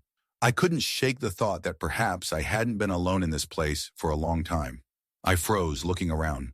And then I noticed her, a figure standing in the shadows, just like that time. But this time she was closer, right in front of me, and I couldn't avoid her gaze. It was something that looked like Harley's silhouette, but at the same time it wasn't. His eyes were like two black abysses, reflecting my face, my panic. I couldn't move. I couldn't find words. It was something that froze in space, causing not only fear, but also a deep sense of loss. I couldn't explain what was happening, but I knew I had to leave. I felt something cold touch my shoulder and immediately turned around. Unable to take it anymore, I ran without looking back. I heard something moving behind me, but I couldn't believe my ears. All I knew was that I had to get out of here. When I got back to the house, I had trouble breathing. I was shaking like never before. My body was unresponsive, as if it were disconnected from reality. I sat on the floor, trying to catch my breath, but my mind kept spinning. I knew I couldn't escape what was following me, and even if I tried to move on, that feeling of being watched would stay with me. Nothing was safe. Everything was under threat. Story 4. When I first saw her, I didn't immediately realize it was her. It was a late Tuesday, a day when everything seemed to move at its own slow pace, oblivious to the outside world. I was driving down a familiar road that led from the local grocery store to the beach. At that moment, while I was barely moving, the open window of the truck let in a gentle breeze that lulled my thoughts, carrying them away to distant memories of carefree summer days. I was taking my time like most of the locals, savoring the moment. Suddenly, something caught my attention, something subtle, but strong enough to make me slow down. On the sidewalk, right next to my truck, she was walking. Her back was to me, taking her time, as if the world could wait for her to savor each step. It was a moment when I wasn't sure what it was that caught my attention. Was it her straight black hair, which seemed almost untamed in this gentle light, or her white dress, unsuited to the dusty city road? Or maybe it was her bare feet, carelessly touching the ground, as if she hadn't noticed that she was walking on asphalt and not soft sand. It was all strange and not particularly remarkable until the wind brought with it that scent. It was light, elusive, but so familiar. A scent that suddenly brought back distant memories of summer, of the sand, of the sea, of carefree days as a child. I remembered sitting on the shore and listening to the waves gently rolling onto the sand. The smell became more distinct, and I realized it was her scent, even though she was so far away. She turned her head and her eyes met mine. I felt my thoughts begin to jumble, as if something in that gaze had suddenly captured me. Her smile was blinding, so bright and confident that I couldn't respond. My body somehow forgot how to move, and even my thoughts seemed unimportant. I tried to say something, but the words wouldn't come out. All I could do was watch her approach me. Not a minute had passed since I slowed down, not having the slightest idea what I was going to say. And there she was, standing next to my truck, as if she had been waiting for me, taking the first step toward conversation. There was no hint of the usual shyness or fear in her voice. It was all too easy, just like that, as if there was no barrier between us, no distance, no time. She stepped into the car as if it were the most natural thing in the world. I sat there, unmoving, knowing I couldn't stop her. She didn't ask for permission, didn't wait for answers. She was decisive, confident, as if she knew no bounds. I watched her settle down next to me, her movements fluid, as if she were gliding rather than walking on the ground.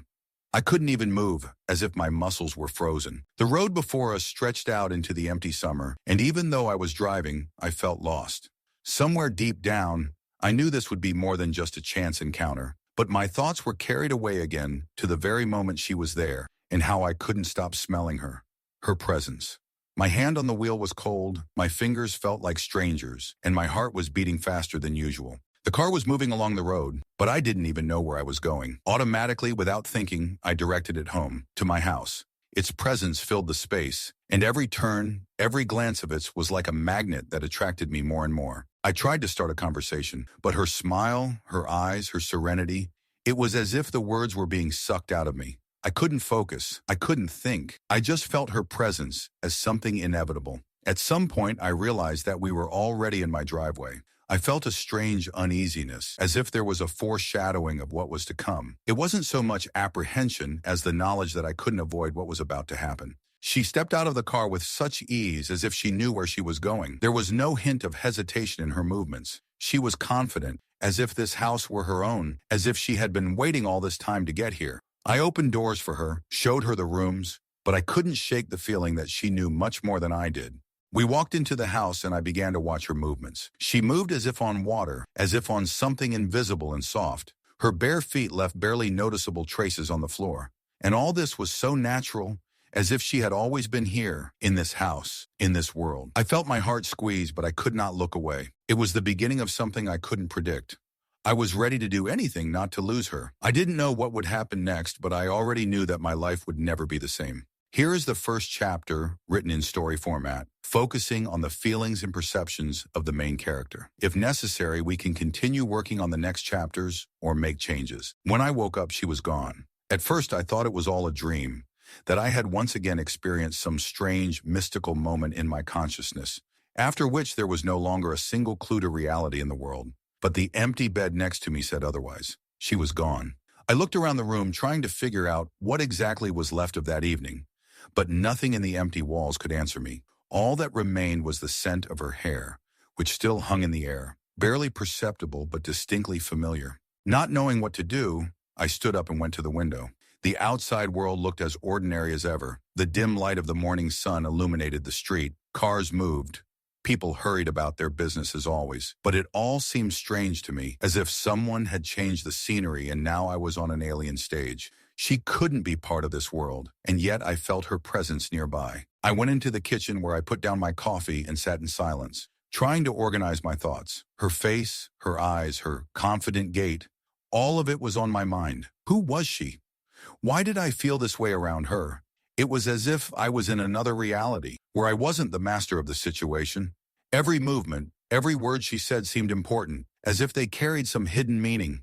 Searching for an answer, I returned to thinking about her scent again. Why was it so familiar? I couldn't remember the last time I'd smelled something like this, but it was so fresh, so innocently beautiful, that I couldn't forget it. With each moment I spent alone, the feeling grew stronger. It was as if she'd left a part of me inside her that now couldn't find peace. That evening, I decided to go back to the place we had been the day before, hoping that it would somehow help me sort out my feelings. The road to the shore was as deserted as always. I didn't meet a single soul along the way. When I got there, I stood looking at the empty sea, the endless sheet of water that had once given me peace. But today it looked different, cold and alien. I knew something had changed, but I couldn't figure out what it was. Suddenly, when I had almost given up hope, I noticed her again. She was standing at the edge of the water, barefoot as that day, her white dress fluttering in the wind. It was strange. Not only was she there, but it was as if she was waiting for me.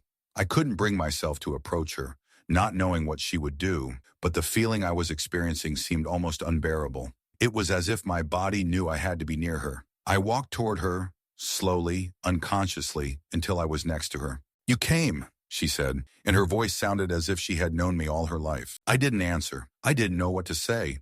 But she continued to stand there looking at me with her deep eyes, as if she saw right through me without any barriers. "Do you feel it?" she asked, and I saw her lips move slightly. It wasn't just a question, it was a statement, as if she already knew how I felt. I nodded, though my heart held more questions than answers. I couldn't understand what was happening, why it was so hard for me to comprehend what was really going on between us. This wasn't normal. This couldn't be normal. But I couldn't shake the feeling. It felt like everything had turned upside down around me, and now I was part of something I had no idea how to explain. "I can't be here," I said, not knowing why those words came out of my mouth. I tried to push this strange anxiety away, but it still remained. She just smiled, again with that same smile that didn't bode well. I felt my pulse quicken, and my breathing become heavy. She came to me without saying a word and put her hand on my shoulder. There was no force in her touch, but there was something invisible that made me feel the coldness begin to penetrate my bones. "You can't leave," she said softly. "You're already here and you can't refuse it." I tried to move away, but her eyes held me, not allowing me to move. I was hypnotized, as if she was controlling me. Suddenly her fingers tightened, and I felt pain penetrate my body, as if an invisible force was squeezing it. But before I could do anything, she retreated. "You're not ready, but you will be ready, and you won't be able to get rid of me." Her words sounded like a prophecy. I stood there stunned. I tried to understand what had just happened, but she was already gone. At that moment, I realized that no meeting with her could be accidental. I didn't know what it meant, but I knew she would come back. Several days passed, but they brought no relief. On the contrary, I felt myself losing touch with reality, as if everything that was important and clear was beginning to blur. The walls of my room, once so familiar, now seemed alien, and there was a strange chill in the air that I could not explain. I found it hard to breathe, as if the air was becoming heavy, saturated with something invisible. I tried to do normal things, go to work, see friends, walk the familiar streets, but each day became like the last, and they all merged into one endless time, devoid of meaning. I didn't feel alive. I couldn't find that one place I could return to feel even a small amount of peace. It seemed like everything I knew was starting to disintegrate, like sand slipping through my fingers. There were times when I tried to hold on to the familiar. I would go into a store, pick out products, look at the shelves with goods, but my hands did not feel them as before.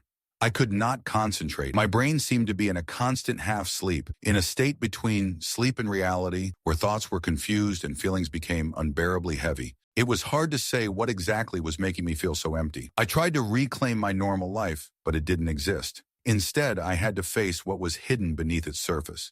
That terrible fear that I was not alone, that the presence of something else was watching me, did not leave me. Even at home, in my own apartment, I could not shake this feeling. With every step I took, I seemed to slide into that abyss where there was neither time nor space. One night I woke up in a cold sweat. The darkness in the room felt special. It wasn't just darkness, it seemed to surround me, pull me in, make me feel like I wasn't alone. I got out of bed, walked into the hallway and stopped abruptly. For a moment I thought I felt it, that same strange force that was pulling me towards itself, like a magnet. I knew it shouldn't be there, that it was an illusion, but as soon as I turned around, the space around me became even more alien. The walls seemed to move, and even the most familiar objects began to seem new, unfamiliar. As I passed the mirror, I didn't immediately recognize my reflection. Everything looked foggy, blurry, distorted. I was there, but at the same time I wasn't. A distorted face looked at me from that glass world, and I couldn't figure out who I was now.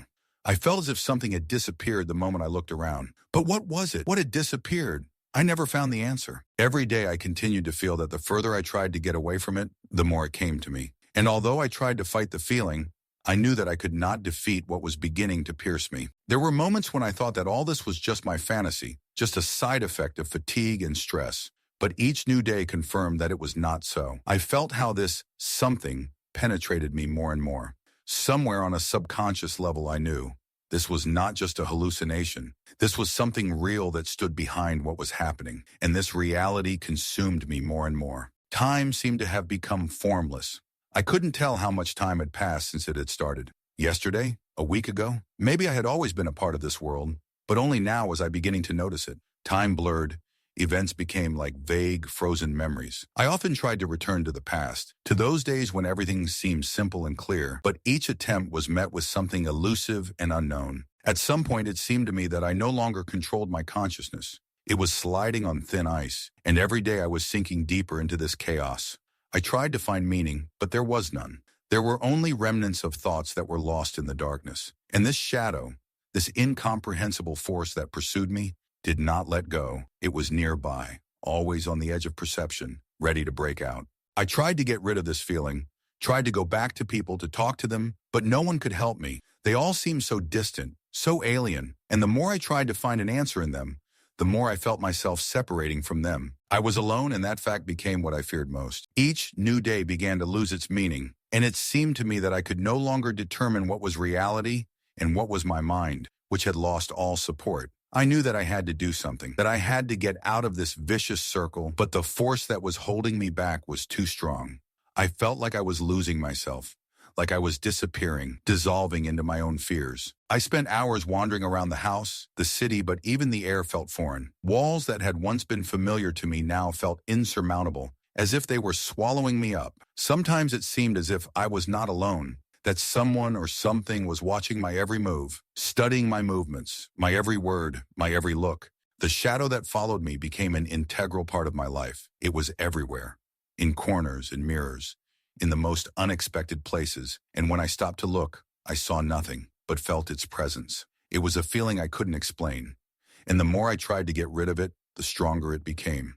I knew that I couldn't live like this anymore, that it was killing me, that something had to change. Not knowing what to do, I started looking for answers. I dug through old books, looked through notes, read articles, but I couldn't find anything that could explain what was happening to me. Everything I read, everything I heard seemed incomplete and meaningless.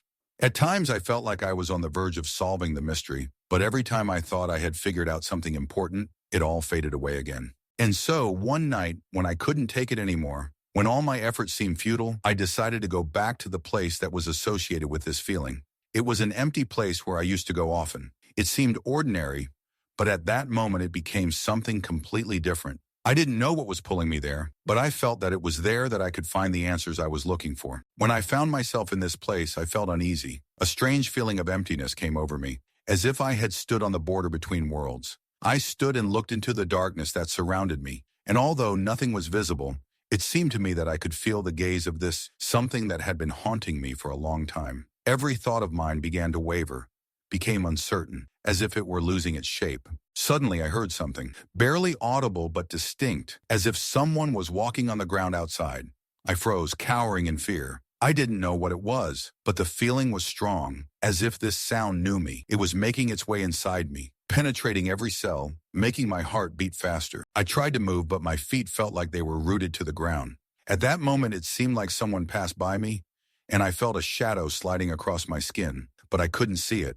All I could feel was the emptiness around me, which was getting thicker and thicker. I thought back to everything that had happened before, the strange nights, the loneliness, the realization that I had lost something important that was beyond my understanding. It was like a journey into the depths of my soul, and I didn't know what I would find there.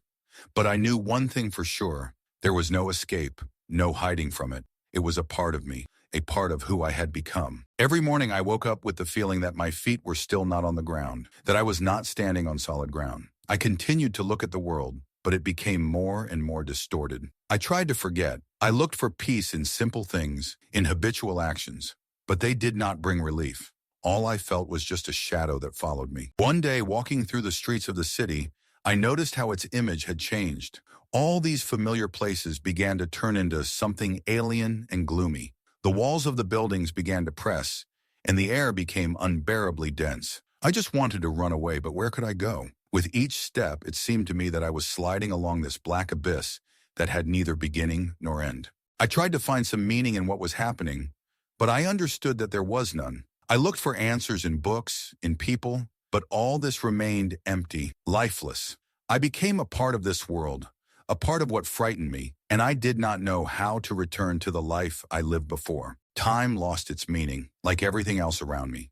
Every day became a repetition of the previous one, and I no longer knew where one ended and the next began. I tried to break this cycle, to find some kind of salvation, but it continued to hold me in its grip, giving no relief. I was increasingly immersed in thoughts about what was happening. My life had long ceased to be clear and structured. It had become disordered, filled with ghosts from the past that did not let me go.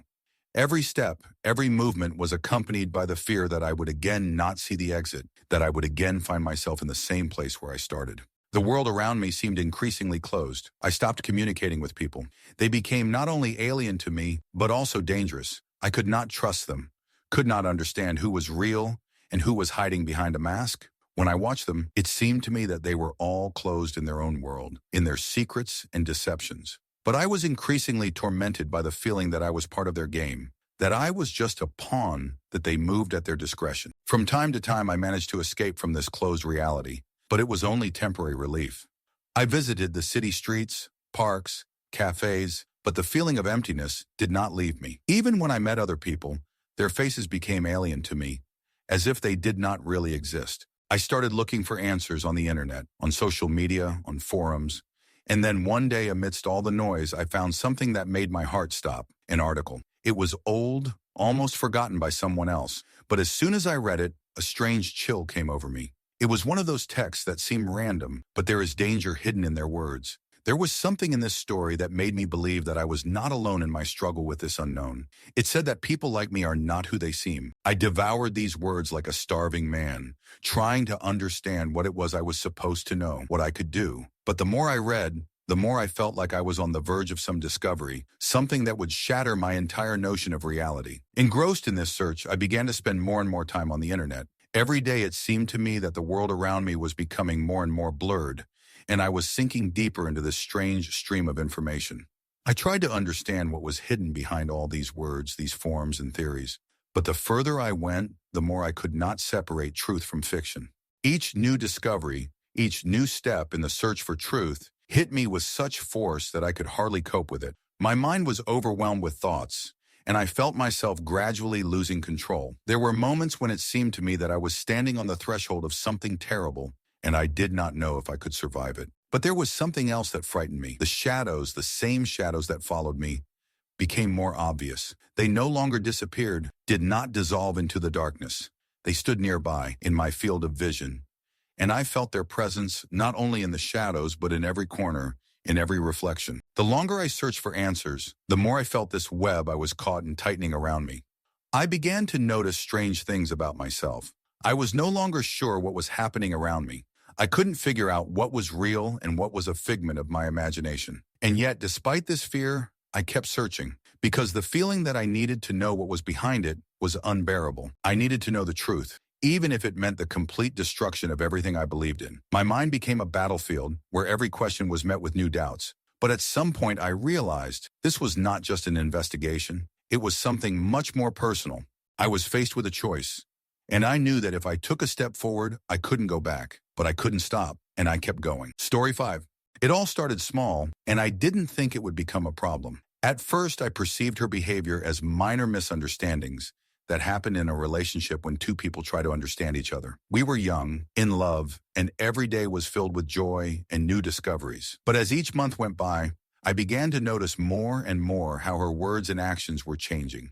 What had previously seemed insignificant became something much more complex and painful. She always liked to compare us to other couples. I didn't understand why she did it. What gave her this feeling that other relationships were somehow better than ours? She would talk about how wonderful other people's lives were, how they spent time together, how he, her boyfriend, did everything for her. I would start to feel doubts growing in my mind. I would start to think, maybe I'm not good enough for her.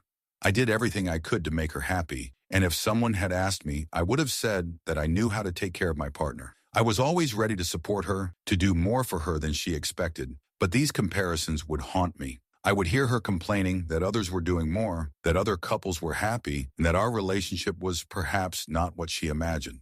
All of this took a toll on me. I couldn't understand why she couldn't see the effort I was putting in. Sometimes I felt like, no matter how hard I tried, I wasn't good enough for her, and even though I tried to fight it, it wouldn't go away. Instead of feeling grateful for all my efforts, she would often tell me that I needed to do more. More attention, more care, more of everything she felt I wasn't doing. It was driving me crazy. Sometimes I tried to talk to her about it, but she didn't seem to take it seriously. I tried to convey that I was human too, that it was hard for me not to feel appreciated for everything I did. I expected at least a simple thank you, but instead I heard, "You should do more." It wasn't fair. It was like everything I did was nothing. And the more I tried to explain it to her, the less she paid attention. She didn't acknowledge that her words could be hurtful. She only saw her own point of view and continued to silently compare us to someone else. Her reaction was always the same. When I would explain that I was hurting, that I was missing even the smallest sign that my efforts mattered, she would shut down immediately. There were no sincere words of gratitude, nothing that could calm me down. And the worst thing was that she did not try to understand what I was going through. When I would explain again that I needed at least recognition that I was trying, that I cared about her, she would simply start making excuses. "I'm tired. It's hard for me. I can't talk now." It was so unbearable that I began to feel like I couldn't communicate with her on a level that would be important to me. I tried to remain calm, tried not to show how her words affected me, but with each passing day it became more and more difficult to remain cool. I began to feel the tension growing inside me. I couldn't understand why she couldn't just stop once and say, "You're right, I should do more too." After all, every relationship requires effort from both sides. But for her it was simple. She was in her role, and her problem was always that I wasn't doing enough. I felt this thought gnawing at me from the inside. I began to think that if this continued, I wouldn't be able to continue the relationship. But at that moment, I didn't realize that I was already on the edge. I didn't realize that this wasn't just a fight, not just a disagreement. It was much deeper. We were both trapped by our own expectations and lack of sincerity. She couldn't see the mistakes she made, and I couldn't understand why her words hurt me so much. Every time I tried to express my feelings to her, she seemed to duck, to avoid discussion. I didn't know what to do. I didn't know how to approach her in a way that she would hear me. All I wanted was simple understanding, but neither of us seemed to have it. Every now and then I would think back to how it all started. We were young and in love, and it seemed like everything would be easy. But now I was starting to realize that everything was changing, and no matter how hard I tried to fight these thoughts, they were becoming more and more a part of my day. Gradually, I realized that simply doing more would not help. Questions began to form in my head that I could not answer. I did not know how to be in a relationship where my efforts were not appreciated. I did not know how to continue if I did not get what I needed. And what was most painful, I could not change her attitude. With each passing day, with each new complaint, I increasingly lost confidence in myself and in this relationship.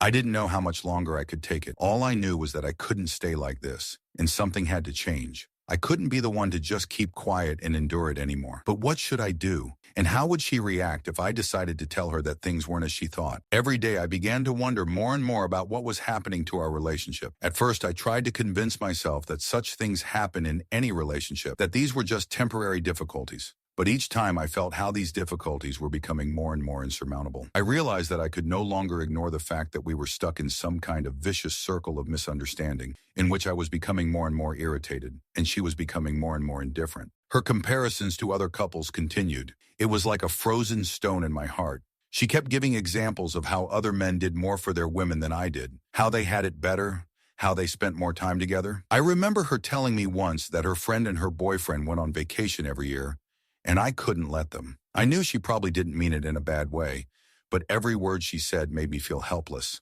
like I was failing to do my duty. I was starting to wonder what being a good boyfriend meant to her. For me, it meant being there, caring, doing what I could. But for her, it seemed like that wasn't enough. I missed her saying thank you, her acknowledging that I was trying. I missed her just stopping and saying, "You're right, I appreciate what you do." But instead, she kept searching for something more, something I couldn't give her. One time I told myself that I had to stop all this and just leave her. I already felt like my strength was running out, but the thoughts that I loved her did not allow me to take the step. I could not just up and leave, despite the fact that protest was growing inside me. But then she said something offensive again, made this comparison again, and I could not stand it. I could not remain silent. I explained to her that her words hurt me, that I felt like I wasn't good enough. I tried to explain to her that every time she said other couples are better, I started to doubt myself. I thought that if I just talked it out, she would understand, and everything would be fine. I expected her to at least realize that her behavior was hurting me and maybe apologize, but that didn't happen. She didn't take my words seriously again. I could see her face change when she heard what I was saying. She didn't want to be the one to blame, and that was obvious. I expected her to say at least a few words to calm me down, but instead I heard, "You're too emotional." It was like a knife in the chest. She always said that I was too emotional, that I was overreacting. It hurt me because I just wanted her to admit her part in our fights. I didn't want to be right or guilty, I just wanted understanding. Her words continued to pile up in my head like heavy stones, each one heavier than the last. Each time I became more and more irritated. I began to lose faith that she would ever understand that I was trying to do the best I could. I didn't need to justify my actions. I just needed her to accept and appreciate them. I thought about how she reacted when I tried to talk to her. And I realized that every time she avoided the conversation, she either blamed me for what was happening or blocked me outright. It was painful. She blocked me when I tried to talk, and that was the most painful part. When I tried to find a way out of the situation, she just faded into the background, as if my feelings and experiences did not matter. It wasn't just a fight, it was like a return to the same old script.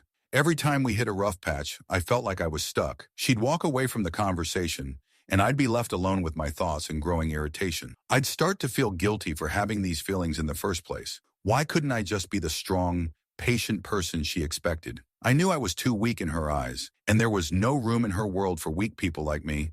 What was even more depressing was that I couldn't find the right words to convey my pain to her.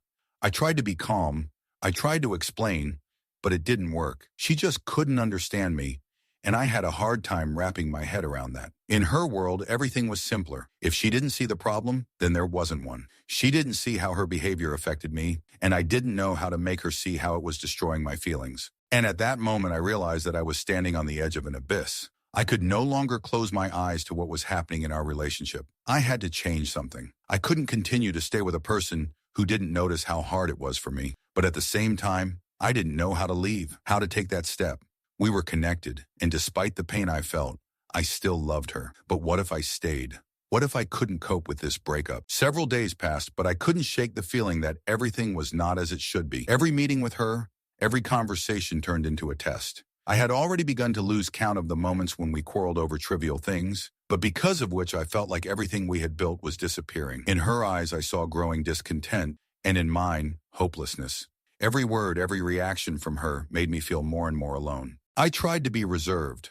I didn't want her to see how much pain I was in. I didn't want her to understand that these senseless conflicts were wearing me down, but my efforts were not leading to anything good. I couldn't hold on to this tension any longer, this fear that I wouldn't be able to become who she wanted me to be. I didn't know what to do to make her notice my anxiety, my fatigue even a little. I just wanted her to hear me. Her ignoring of me was becoming more and more obvious. As soon as I started to express my thoughts, she would find a way to switch to something else. I had long since stopped asking her why she behaved this way because I knew there would be no answer. She always found excuses that baffled me. Sometimes I thought that she genuinely didn't understand how much her behavior affected me, but deep down, I knew that was not true. She was perfectly aware of what she was doing. She just didn't want to admit it. I started to feel trapped. I couldn't escape this vicious cycle. I knew I couldn't keep silent, but every time I tried to tell her how I felt, her reaction only made the problem worse. She would withdraw, start blocking me, tell me she didn't have time to talk. Sometimes I tried to calm down, knowing that her words were just her way of protecting herself. But in reality, I couldn't figure out what to do with these growing feelings anymore. No matter how hard I tried to hold on, everything inside me was breaking. I wanted her to understand that I missed her attention, her acceptance, her warmth. I couldn't understand why she couldn't see it. We had been through so much together, but now I was starting to question whether we should continue. If every time I expressed my feelings, she pulled away, what did that mean for us? My patience was wearing thin. I noticed that when we weren't arguing, I was increasingly feeling anxious. It wasn't just irritability, but a feeling that something was crumbling underneath. I saw her rejecting my attempts to explain how hard it was for me, and it hurt me more and more. This feeling of wanting to be heard but instead being ignored and ignored tore me apart. I couldn't understand how we had gotten to this point. I always tried to be there for her, to support her, but she didn't seem to notice. Or maybe she didn't want to notice. I began to doubt that I had ever been right in my decisions. Maybe I really wasn't capable of being who she wanted me to be. I tried to find answers, but they didn't come. I tried to come up with explanations for her behavior, but none of them became acceptable to me. In her silence, I began to look for reasons that could not be simple. I increasingly wondered if she had ever been genuinely interested in finding balance in our relationship, or if this was just a temporary phase that would soon end. I remember that night after yet another argument, I stood in my room and wondered what to do. My head was spinning with thoughts about how sick I was of it all, how I wanted to just leave and never come back. But my heart was empty. I couldn't take that step. I kept hoping that everything would change, that she would suddenly understand how much pain I was in. But instead, I felt like I was losing myself. Then I made a decision. I didn't know if it would lead to anything good, but one thing was clear to me. I needed to change something. I couldn't keep silent any longer and hide from myself how hard it was for me. I understood that if I didn't tell her directly what was bothering me, I would simply destroy everything in myself. But how could I tell her when her reaction was always like that? How could I be honest with her without expecting everything to turn against me? And so, standing by the window and looking into the darkness, I made a decision. I had to talk to her, no matter how she reacted. I had to find words that would leave no room for misunderstanding. But at that moment, I didn't know what awaited me. When I found myself alone again, sitting in my room, not knowing what to do, everything inside me screamed that I could no longer live in this state. Anger and disappointment continued to take away my strength, and the helplessness of not being able to change the situation literally suffocated me. Sometimes it seems that in a relationship, you can forgive everything: rudeness, inattention, indifference. But then comes the moment when this chain of small problems, misunderstandings, and constant expectations grows into something huge. At that moment, when all your efforts become empty and insignificant, you begin to lose faith in this relationship. I sat in a dark room, the light from the window falling dimly on the wall, creating a feeling of emptiness growing around me. I didn't know what to do, how to act. So many times I tried to talk to her, to explain how this all affected me. It seemed that I had found the right words to convey my feelings, but each time she began to withdraw into herself, to close herself off and to erect a wall between us like a closed barrier. And this wall grew higher and higher with each passing day. We both perceived the problems differently. For me, it was a need to find a solution, to change something, to eliminate the pain caused and to restore harmony. But for her, it seemed, all these problems could simply be ignored. She became even more alienated, retreating into herself, as if in defense from everything that was happening between us. And instead of trying to figure things out and improve the relationship, she simply remained in her world, condemning me to loneliness, even in the most intimate moments. My patience was wearing thin, but I still couldn't stop fighting for us. Something inside me told me that I had to keep going, that I couldn't just give in, but somehow it didn't feel worth it anymore. It felt like every conversation, every gesture, every apology was turning into an empty formality. We had long since ceased to be the people who started all this, the ones who lovingly built something together. Instead, we were just two people trying to maintain the semblance of a relationship, not knowing how to be together when the feelings had long since dissolved. Whenever I tried to talk to her, to explain what she did wrong, that I was hurt by her behavior, and that I just wanted her to admit her mistake, she always refused. There was no apology, no attempt to understand how I felt. She tried to avoid this conversation, blocking my words and diverting the conversation. It seemed that she did not want to take responsibility for our problems at all, although it was obvious. I often wondered why it was so hard to admit my mistakes.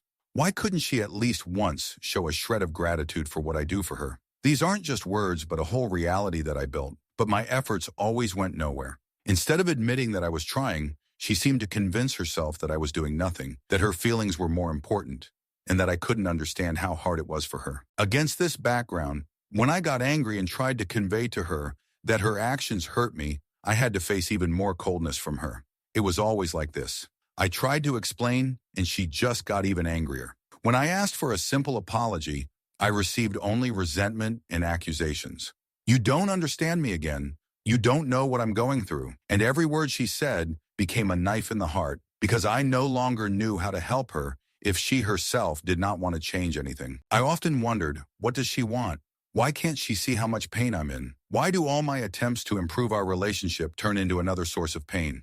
I worried that all these problems would never be resolved and that I might just be missing out on a chance at happiness with her. Every day became harder and harder, and no matter how hard I tried, I couldn't stop myself from getting angry and frustrated. I always tried to be nice, considerate, supportive, but somehow my efforts always seemed to be in vain. When I tried to express my emotions, to tell her how hard it was for me, how tired I was of this situation, she closed me in the shadow of her alienation. It was like a vicious circle from which there was no way out. I didn't know how to fight it. I didn't know how to save strength for myself when every day was consumed by this endless struggle for attention, for recognition. And then the thought would relentlessly arise in my head that perhaps I had been holding on for too long to something that had long since collapsed. But how do you give up something that once seemed important? How do you leave something that was your life? How do you admit that you can't keep fighting? But at the same time, something inside me said that I couldn't just give up. No matter how hard it was, I kept believing that something could change in our relationship. Every day began to feel like a recurring nightmare, where I was simply playing the role of someone who couldn't get out of his own head. On the outside, everything was calm enough. We weren't arguing or yelling at each other, but inside there were emotions raging that couldn't be ignored. I was so tired of feeling helpless, like I was in some kind of dead end, where every attempt I made to talk and improve the relationship was met with a wall. And what was most bitter, I knew that this wasn't just a misunderstanding, but something deeper and more serious. She didn't hear me, or maybe she just didn't want to hear me. It was a terrifyingly acute feeling. I kept looking for approaches, trying to build a dialogue that would somehow return those very sparks that once made us stay together. But each time I became more and more convinced that the more I tried, the further we moved away from each other. I couldn't focus on what was going on in my life anymore because all my thoughts were on her. I was constantly asking myself, how could she not notice how much this was hurting me? Why couldn't she admit her mistakes? Why did I have to justify my feelings all the time? I didn't want to be the person who, out of some pride, refused to admit her fault. But then why didn't she do the same? Why couldn't she say, I'm sorry, and show at least once that she understood how much it hurt me? It seemed so simple, but for her it was something impossible. Every time I tried to express my feelings, she either made excuses or simply avoided the conversation. It was as if my feelings didn't exist for her. I'm tired, I need time, I can't talk right now. And the worst part is, these weren't just words. They were what I perceived as an avoidance of responsibility. She didn't want to face my emotions. She didn't want to deal with the problem. She didn't want to solve it. She just wanted me to shut up. I began to feel helpless. Every time I tried to approach her, To explain that I needed at least a little recognition, at least one apology, I sank deeper into my frustration. We didn't talk about what was bothering me, and the more I kept silent, the more it accumulated. But when I finally decided to say what was bothering me, it didn't bring relief. On the contrary, it became another reason to distance myself, for her to close herself off again. And every time I felt like I couldn't take it anymore, I began to wonder how much I had to suffer for her to realize that something was wrong. I often tried to find an answer to the question, what could I have done differently? Maybe I should just be more tolerant and calm. But the more I thought, the more I was convinced that too much water had flowed under the bridge. I could not continue to live in this relationship, where my only source of pain was the person I once loved. It was not healthy, it was not normal, but I did not know how to get out. And then one day, when I couldn't take it anymore and told her that I couldn't go on like this, she responded as always, "You're too sensitive. You're exaggerating. It's your own fault that everything is happening like this." Her words squeezed my chest, but I couldn't keep quiet. I couldn't pretend that everything was okay anymore when every day was a struggle. I realized that maybe it wasn't me who had to fix something, but her. I tried to convince myself that our relationship could be saved, but at some point I realized that if I didn't take care of myself, if I didn't put my own feelings first, I would lose myself. My own feelings and anger turned into emptiness, into something that could not be changed. I began to see our situation as something that had no future. A relationship that lacked mutual understanding and respect could not last forever. I knew that I had to move on, that I had to accept the fact that we were no longer the same people who had once started this story. But despite all this, it was difficult to believe that I was really ready to leave. The fear of loneliness, the fear that it would be difficult for me to move on, all this paralyzed me. I felt the realization growing inside me that despite all my struggle and efforts, I couldn't continue to change another person. I couldn't force her to be who I wanted her to be, and maybe it was time to admit that it was too late. The time we had spent wouldn't change the situation. I couldn't stay in a relationship that was only taking my energy without giving anything in return. I needed to let go, even if it was the hardest decision of my life. And so at that moment, when I finally realized that I could be happy without this connection, I felt lighter. I had to learn to live again, to learn to be myself. And maybe this was my chance to start building my life, rather than trying to preserve something that may have died long ago. As time passed, I finally began to realize how blind I had been to our situation. Many times I tried to justify her behavior, to explain to myself that she was going through a hard time, that she was struggling. But the truth was, I was spending too much energy trying to justify her actions, rather than taking care of myself. I had forgotten how important it is to be in harmony with yourself before you can try to be in harmony with someone else. I stayed in the relationship despite everything that was happening, and every time I tried to talk to her or express my feelings, I was again faced with the fact that she did not take me seriously. At first, I tried to hide my feelings so as not to ignite conflict. I did not want to hurt her, but soon I realized that I myself was becoming a victim of this silence and suppression. I was so absorbed in her needs and emotions that I lost sight of my own. I could no longer deny that I was just a toy in her hands, someone to use when it was convenient. Sometimes it seemed to me that I was just a support for her, nothing more. There was no sincerity, no deep, meaningful conversations, nothing that would fill our relationship with meaning. I became a part of her life, but not a living person with whom we could build something real. She was focused only on her experiences, and it hurt me to realize that her world revolved around her own problems and not around us. I came to the point where despair was building up inside me. Every time I looked at her, I didn't see the person I once wanted to build a future with. She was gone, and in her place was a shadow, and that shadow couldn't be my salvation, couldn't be something worth fighting for. I tried to read her eyes, hoping to find something that would remind me why I once fell in love with her. But it was gone. She was gone. And I was left with my own experiences and an emptiness that felt like a weight that made it impossible to move on. My life had become a series of pointless attempts to get back what was gone, but each of them only deepened the gap between us.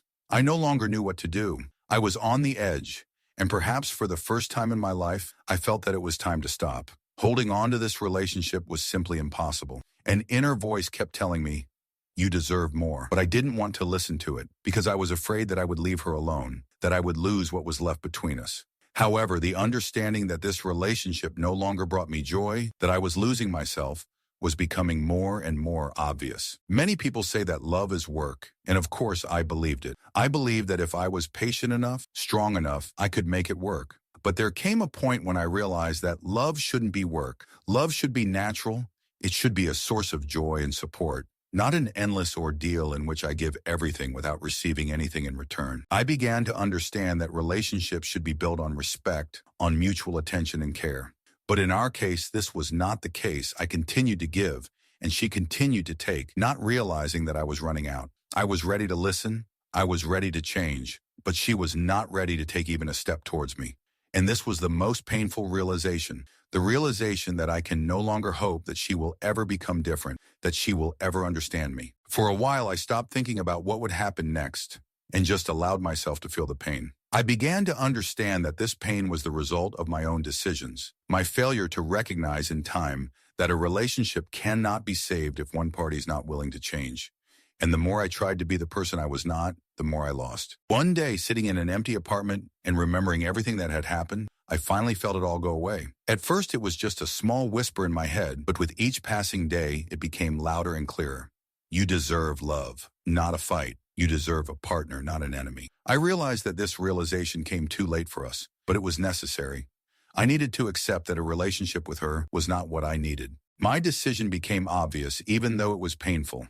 I couldn't be with her anymore if I couldn't be myself. I couldn't build my life on false hopes anymore. I packed my things, packed everything that reminded me of us, and as hard as it was, I felt relief. It was scary, but at that moment I realized that maybe this was the only right step. As I walked away, I felt my life starting to come back to me. And even though it was scary, I knew I had to move forward and not look back. Saying goodbye wasn't easy. As I stood at the door, bag in hand, ready to leave, I felt like I couldn't believe this was happening. Everything I once considered home now felt like an empty space. I looked back one last time, and images of those happy times came flooding back into my mind. But now they seemed so distant, so foreign, as if I was looking at them through a glass of fog. I tried to remember when it all went wrong, but the answers were still unclear. We were both changing, but what had broken us I couldn't quite put my finger on. I felt like I was losing a part of myself by leaving her. I had been in this relationship for so long that I couldn't just walk away without feeling pain, without feeling like something inside me was crumbling. But despite this internal conflict, I knew that staying was not an option. I was ready to let it all go because I knew that if I didn't, I would continue to lose myself. I had spent so long trying to justify her actions, and now I realized that justification was not what I needed. I deserved real love and respect, not constant tension and struggle. The process of leaving the relationship was difficult, painful, and very lonely. When I was with her, I often forgot about myself, about my feelings, about my desires. Everything seemed secondary. But now that I left, I finally began to hear myself. The first days were incredibly difficult. I felt empty, as if I had lost a part of myself, and everything around me seemed somehow alien. Everything reminded me of the past, and every object in the apartment told me what I had left behind. But as soon as I began to accept it, to understand that leaving was necessary, I felt relief. I needed time to get to know myself again. Over the next few weeks, I began to realize how much I had changed. I became more attentive to myself, began to notice things that once brought me joy, but which I had forgotten during the relationship. I returned to my hobbies, which had been forgotten when I was absorbed in another person. I began to walk in the park, listen to music, read books that I had not thought about for a long time. These were small but important steps on the road to recovery. I finally understood that it is important to pay attention to your inner state, that you cannot forget about yourself for the sake of another person, even if you love them. I won't say there weren't moments of weakness. There were moments when I began to doubt my decision. I found myself thinking again that maybe something could have been changed, that I shouldn't have left. I tried to remember those moments when everything was fine, when I felt needed. But every time I returned to these thoughts, I realized again that they were only temporary comfort. I couldn't forget how often I felt alone despite her presence. I couldn't forget how I lost myself trying to meet her expectations. I needed time to stop thinking about what we could have fixed. And although sometimes I wanted to go back, I knew that wasn't the path to happiness. I had to realize that I didn't have to go back to a relationship that was robbing me of my dignity and harmony. I was ready to let her go, to let go of all the pain that came with that decision, and to move on. After a few months, I began to feel like I belonged again. I felt my confidence being restored, how I was beginning to value myself again. I was no longer the same person who once believed that love was an eternal struggle. I realized that love is not only gifts and kind words, it is not only moments of joy. It is above all respect and care for the other person, as well as for yourself. I learned to value my boundaries, my feelings, and my needs. I survived the pain.